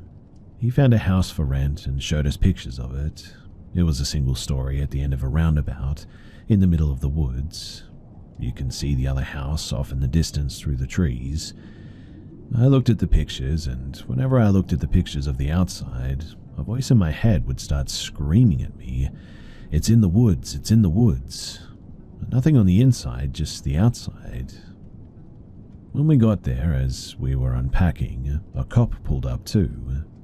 I never got out of the car, but talked to my mum through the window about how he knew the previous owners and just wanted to check on things. We never saw the cop again after that, but it was weird. Anyway, whenever I go outside, I would get the sensation that something was hiding in the tree line and that it wanted me to follow it. I felt like it was trying to be playful and mischievous. I would also see figures walking by the windows and heard scratching from outside even. One night, I woke up hearing something moving around outside. I went to look outside, peeking through the blinds, and I saw something crouching in front of the window. If it was standing, it would have been on two legs and at least 7 feet tall. Given I could see the silhouette of shoulders and knees, I could also see that whatever it was covered in fur. Obviously, I was pretty freaked out. Days later, my parents had taken my brother to the airport as well, and I was home alone. I was doing laundry, and I saw that my room was brighter than normal for some reason. I figured that I must have left my bedside lamp on, so I went to go and turn it off. I stood in my doorway and saw that my lamp was off. Looking up, my ceiling light, which had never worked since we moved in, was on. I texted my mum asking if she had the light fixed, and she said no. That was really weird because we checked that later as well, and that line was broken. Eventually, I left for army basic training, but my mum kept up to date on what was going on there, and she said that she was hearing the scratches and the noises now that I used to hear. One night, she was talking to my dad by the door and said that they both heard someone run up on the porch and rattle the door handle. My dad whipped open the door, but when he did, there was nothing there. We never got any answers to what was in the woods or the house, but it was my first experience with something that honestly felt inhuman.